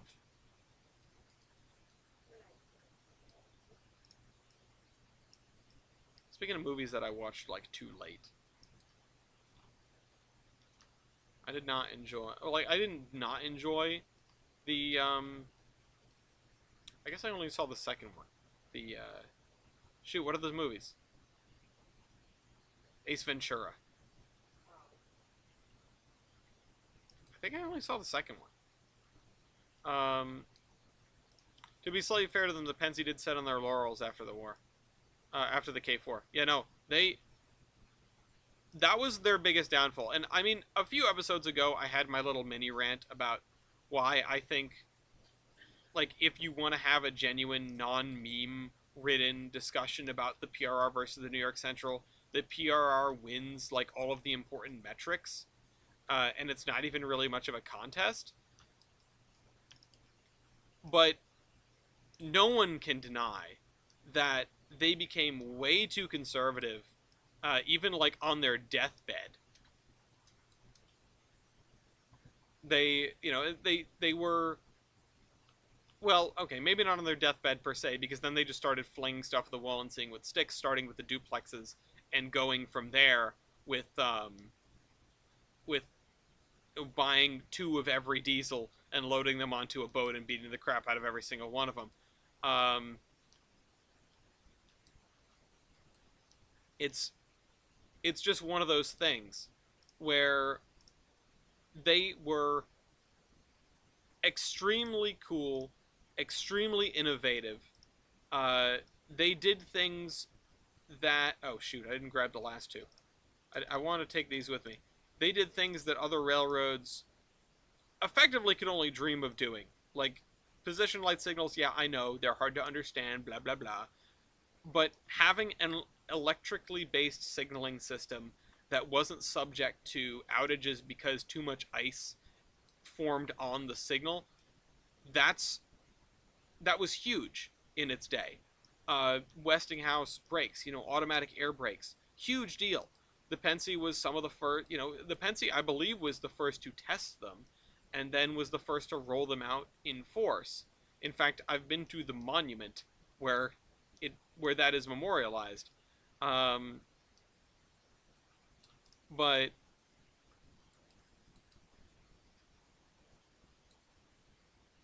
it's one of those things. You're never gonna have a serious discussion like that. People don't want to have a serious discussion like that. People want to get into the New York Central versus Pennsylvania Railroad meme war. And, you know, the thing is, if you're going to approach it rationally, if you're going to sort of have the down to earth discussion and accept your preferred railroad's failings if you have a preference, then you have to accept that the Pennsylvania Railroad became too conservative and sort of gave up on innovating because they were the biggest and baddest and they didn't need anything else. They could just coast on into the foreseeable future, and suddenly whatever was beyond that foresight was here, and it was called Ford Motor Vehicles, or the General Motors Company or whatever you want to call it. It was called trucking, and suddenly the PRR was in a much worse spot than it had ever imagined being in. I don't know. I mean, it's their own damn fault. At the end of the day, everything that happened to them is their own damn fault. And it's a shame, because, again, they were fantastic. The New York Central kept innovating. The New York Central was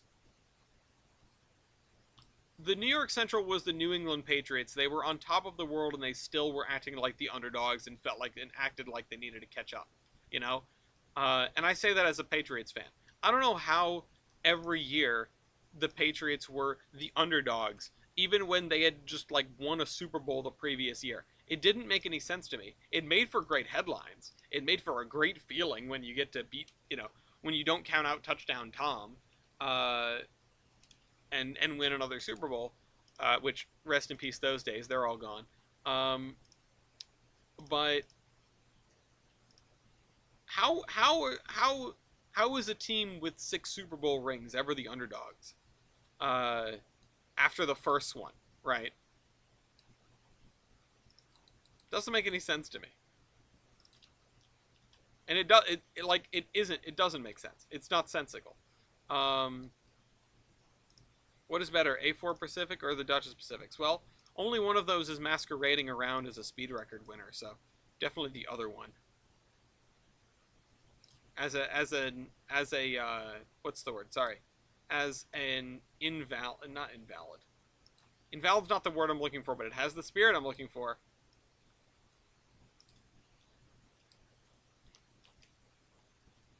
None, they're the same to the outside.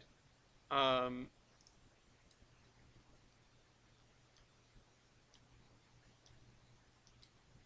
I want to butt this up against the,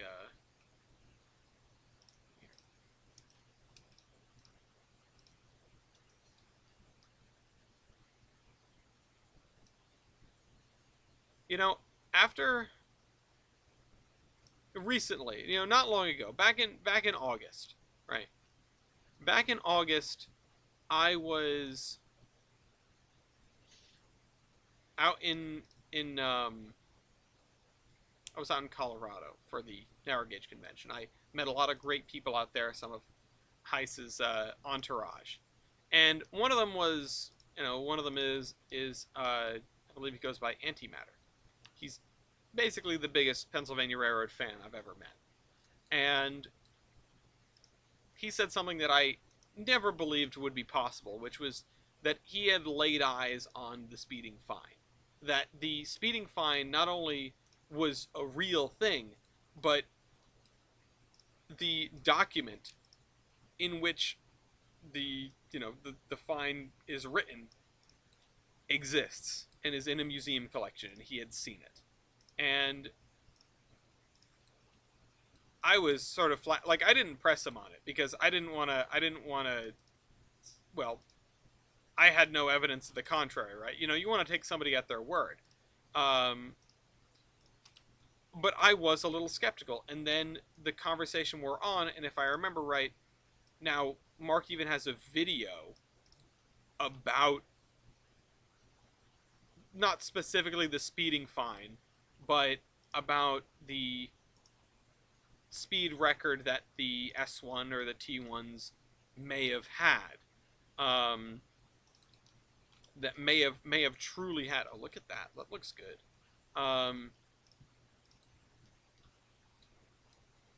And it sort of has brought up more. It sort of has brought up more of, like, it's made it much more real to me.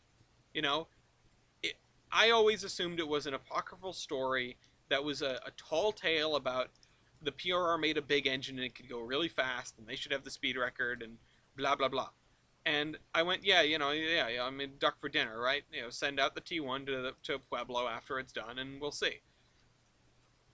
But the fact that the speeding fine may be more than an apocryphal story, um, means that it, like, maybe the S1 did really hit speeds over 140 miles an hour. Maybe did hit a speed over 150 miles an hour, which would be completely insane. But I suppose not impossible. The S1 was a big engine. Um, the question is how they measured the S1 speed for the fine. The same way you measured speed back then for most people, because most engines didn't have a speedometer. You timed in between the mileposts. And if you go watch Heiss's video about it, those hard numbers are there. And he does a breakdown of the numbers, and he does a breakdown of what the margin for error might have been. It was a wow moment. When I was a kid, I liked both the PRR. Then I had a PRR phase in my life. Now I'm more of a New York Central fan. You know, and yeah, it was certainly one of the claims was time between stops, right?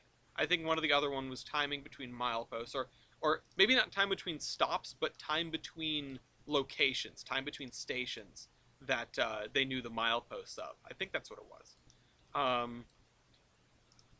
To be fair, the Airport Pacifics can go faster than 126. Press X to doubt. Maybe they could, but I'll see it when I believe it.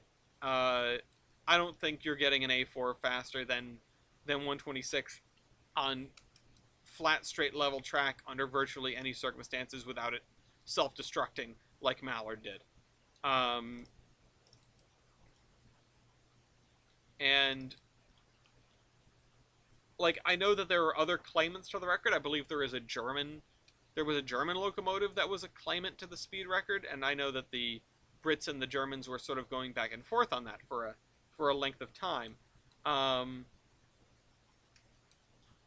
New York Central had a record of 161, which was the fastest speed record of the time. It was set in Operation Bryan, Ohio. I've never heard of that. I've never heard of this, of the New York Central speed record, and I would love to see if there is similar evidence,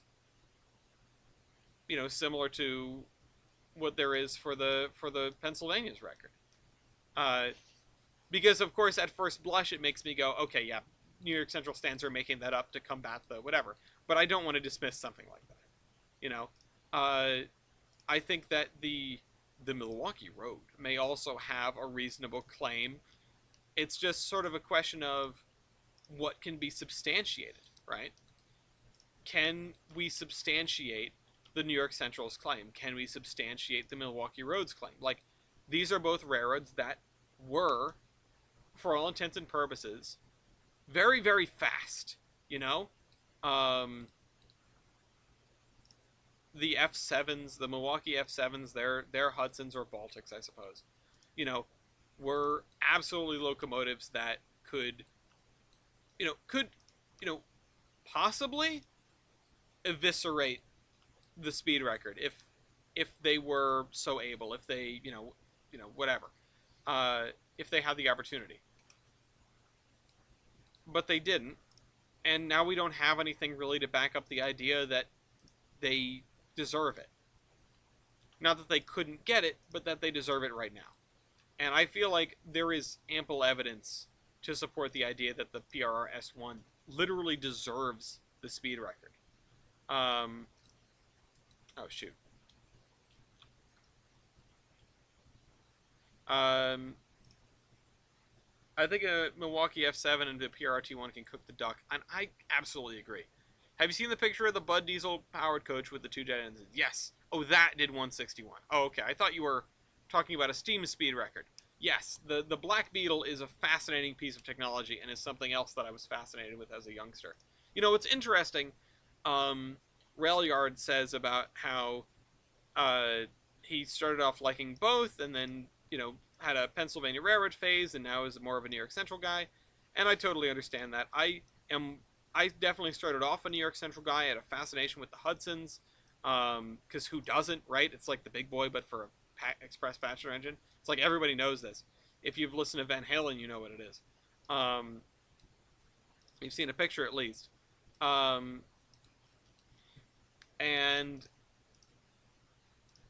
it's just like, I absolutely feel like the New York Central deserves respect. I think they were a very cool railroad. I think that, like I said earlier, they continued to innovate in a... Well, aren't you special, Orion? They continue to innovate in a way that their opponent, I suppose, for lack of a better word, their counterpart did not. And like again, I understand the love, right?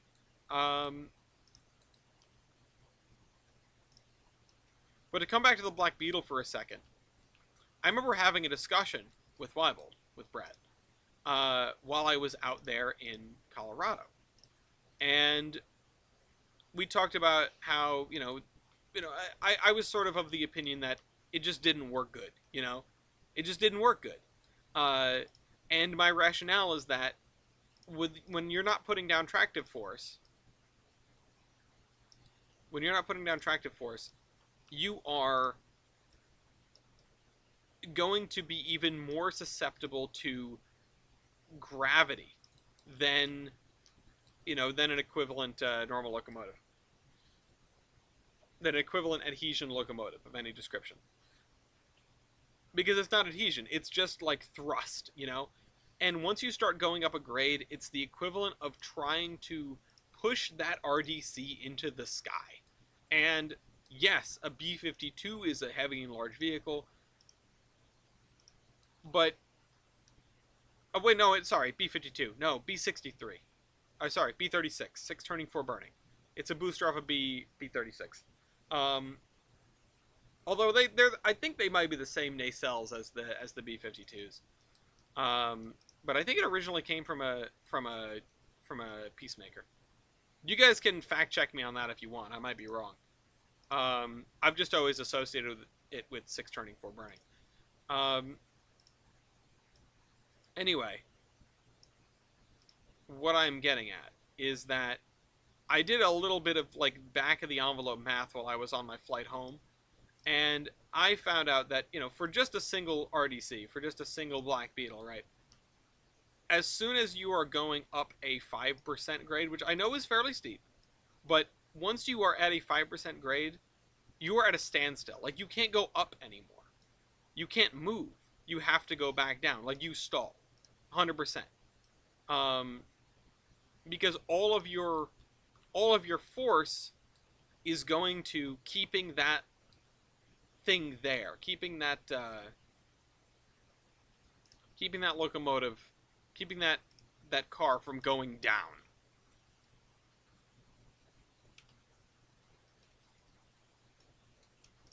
So, that's I don't think I don't think it would have done. I don't think it would have had a good time on anything other than straight track. Is my point. I feel like the Black Beetle was a really really neat concept that was absolutely doomed because I mean seriously, who needs that? And the Russians tried it too, which is also funny to me. It's very funny to me that there is the Russian version of the jet train. It's like, what the hell are they doing over there? You know, New York Central's a better railroad out of the two. No, I don't think so. I don't think so at all. I feel like you missed my entire spiel, which is that if you look at every metric that matters, we're talking ton miles of freight moved, we're talking number of passengers moved, we're talking, you know, overall revenue, number of locomotives, number of pieces of rolling stock, like any of the metrics that matter, the Pennsylvania Railroad wins that fight. And like, if you're talking purely coolness points, yeah, okay, but you can't really quantify that. I think that of the two, for most of the time period at which their rivalry is relevant, the Pennsylvania Railroad is the better railroad, and the New York Central only tried so hard to catch up because it was playing catch up. But it does not mean I don't like the PRR. Well, no, you can like one more than the other. I like the PRR better than New York Central, but that doesn't mean the New York Central wasn't a great railroad. Because it was. Oh, come on. Can you raise this bridge? Why can't I grab this? What? Okay, hold on.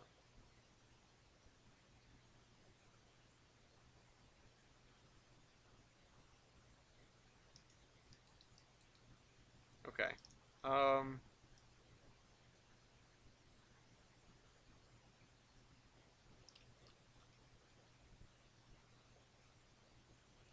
Southern Pacific is better than the future Penn Central. At least till the DNRGW bought them. Yeah, then they got even better. I'll take Southern Pacific over Santa Fe. I feel like I fall squarely on the side of that rivalry, and it's definitely not based in anything serious. It's very hard to be worse than Penn Central is right. See, well, there's your see relevant. Well, there's your problem episodes. Also, we get another train. Well, there's your problem, which is fantastic. What the hell? Oh, there was a thing there. SPSF was doomed before they started painting engines. It's a shame though because I'm not sure they should have been. Now I don't necessarily think the SPSF would have been a good merger, but it's kind of awkward that like no one thought to tell them that it's not going to work. Like I mean, maybe they were really they surrounded themselves with yes men, but I feel like they should have known, right?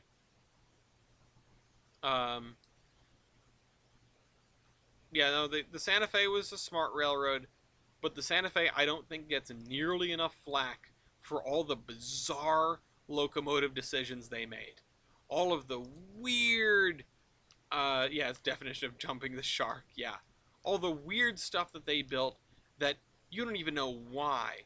Like, so many of their malaise and things, like the Deca Deca Pod Pod, hey Mopac, which is the 210-10-2, and the other like bendy boiler things they made, it's just nobody talks about how bad the Santa Fe is. Why? Why do they get a pass? People talk about how weird the PRR is and they made duplexes. The Santa Fe made some weird stuff. And I feel like everything I hear about them just adds to the weird. They were a really neat railroad. They made what is probably the most iconic diesel paint scheme of all time. And everybody knows a war bonnet when they see it. Even people that don't know Trainz, you know. They may not know it by name, but like does the neuron activation, right? Um, however, I don't think it is the best, and this is where maybe because Santa Fe realized their mistakes earliest and probably abandoned them. Maybe, I don't know. I don't know. I don't want to give them that much credit. They made some weird stuff, man. Um, okay. Um, anyway, yeah, Santa Fe does not get a pass. Absolutely does not get a pass. Should not get a pass. I gotta click on the middle. That was my problem the whole time.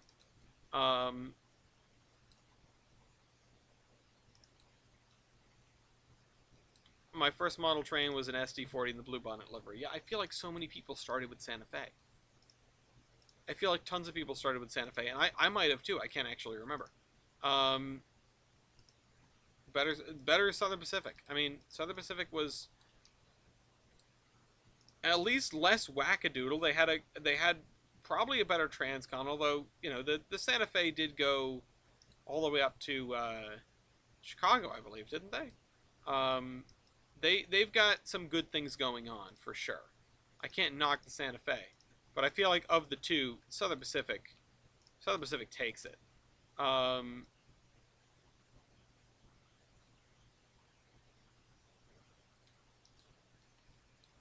But here's the controversial opinion coming in. Some of you have heard this many a time before from me. Uh, they made the most iconic diesel scheme of all time. Uh, it's not the best. It was made better. And for evidence, Your Honor, I would like to look no further than the D&H, taking that war bonnet scheme and just turning it into like pure sex. The D&H Blue Bonnet is better than the Santa Fe Blue Bonnet. It's better than anything else Santa Fe did. It's better than anything anybody did. It is. I get feelings on the inside when I look at pictures of the D&H PAs and the D&H Sharks. They're just so good looking.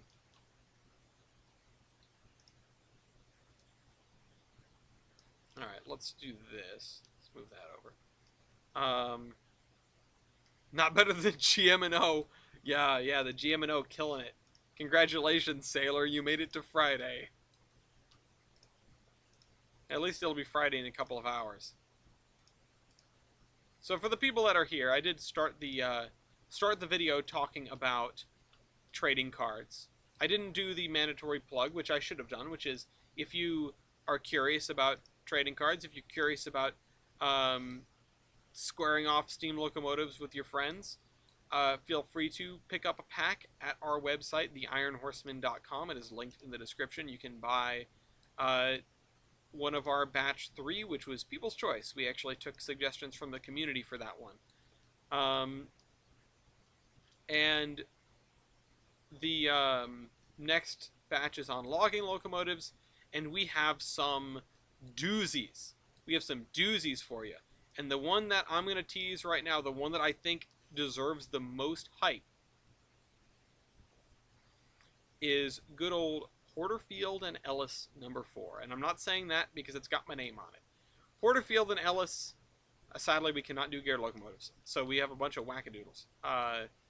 Porterfield and Ellis, the railroad with the 20% grades, with the valley that they would bomb down at full speed and, try to get up the other side or roller coaster down into the middle and then have to work their way out by shuffling back and forth in this massive U shape of their right-of-way.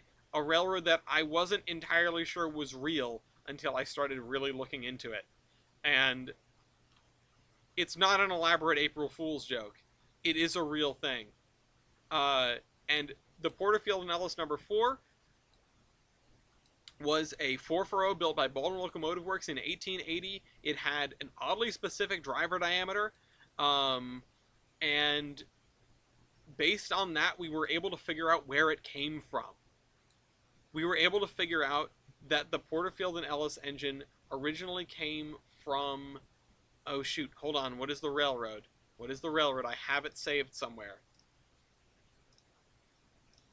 The Porterfield and Ellis locomotive originally came from the Detroit Mackinac, Detroit Mackinac and Marquette Railroad, which they bought 6 of these, which are almost contemporaneous to like V&T Inyo.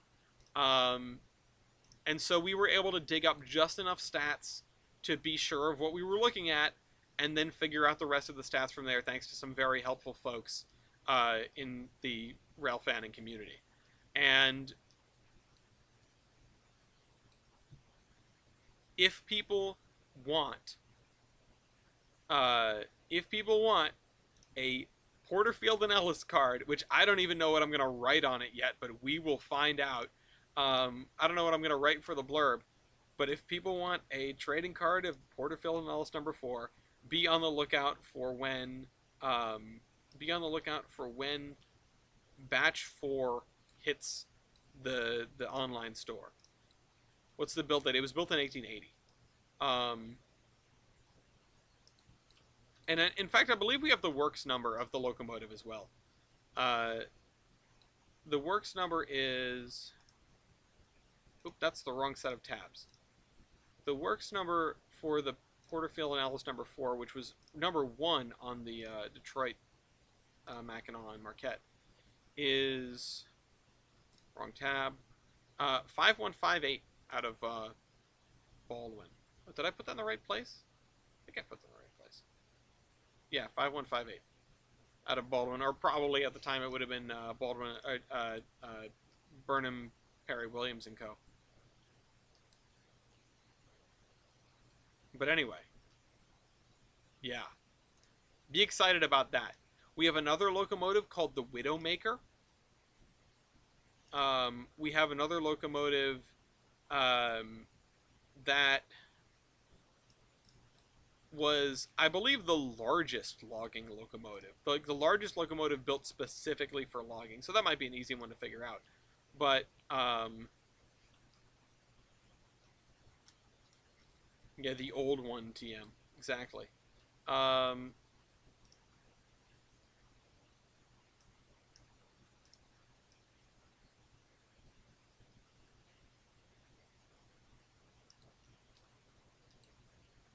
I just am trying to get rid of the Z fighting. I can't make a distinction on CPR and CNR. I don't care enough about either of them, to be honest. They're both neat. Canadian Pacific's got a Steam program right now, so that scores points. But I'm actually way over time, and my throat is... I'm running out of throat.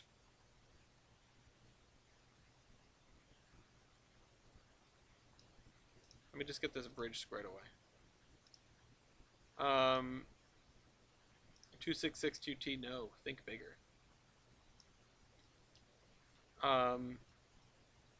But we will definitely have a 2662T. Let's see. Maybe there's one more I can drop on you. And this one's actually a maybe. But these are... This one in the Porterfield and Ellis engine... Porterfield. There's no S in there. This one in the Porterfield and Ellis engine are the 2 reasons I'm excited for this batch, even though we aren't getting Consolidated Builders 800, aka the 2102T, the Minaret. No, I'm excited because we are getting, more than likely, Eagle Lake and West Branch number 1, aka one of the main ghost locomotives. Look up the Eagle Lake Railroad if you don't know what I'm talking about. They are a pair of locomotives that were taken out into the middle of nowhere, Maine, and I mean the middle of nowhere. Like, it's 5 hours from the middle of nowhere. They were taken out into the middle of nowhere, Maine. They were hauled out there by log hauler, by Lombard log hauler.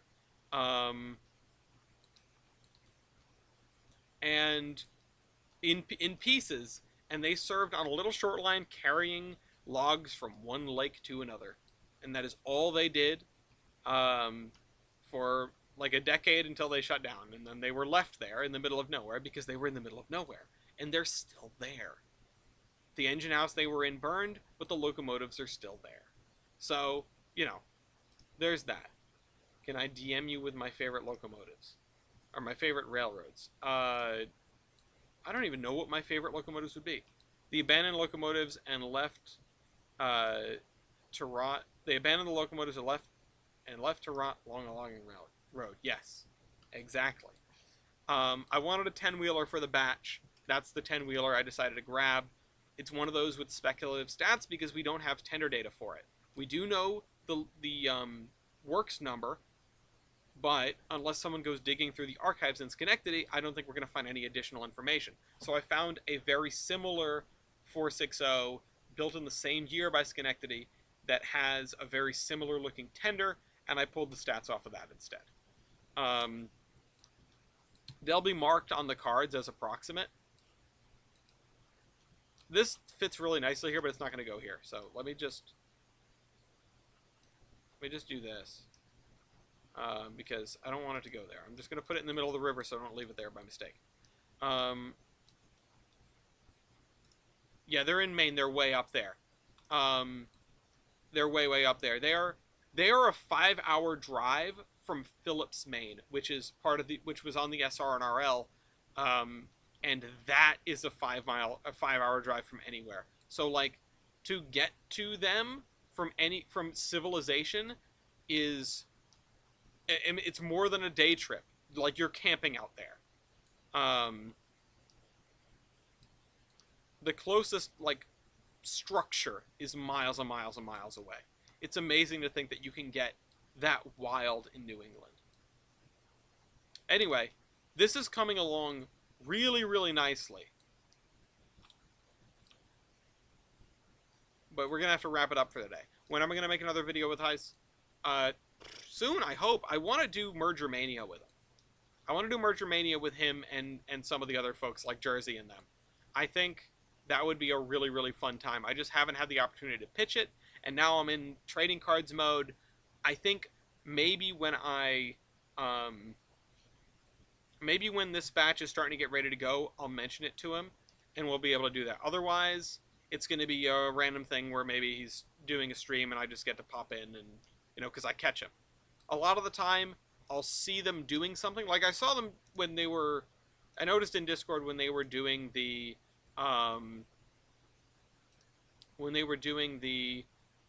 stream for Jersey's birthday, and I was tempted to hop in, but I was just too damn busy that night, and I didn't want to figure out the mods.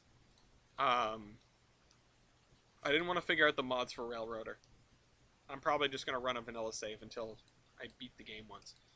Anyway, I'm really happy with the way this is coming out. Maybe we're getting a little overloaded on the mills, but that's okay. We will go from here.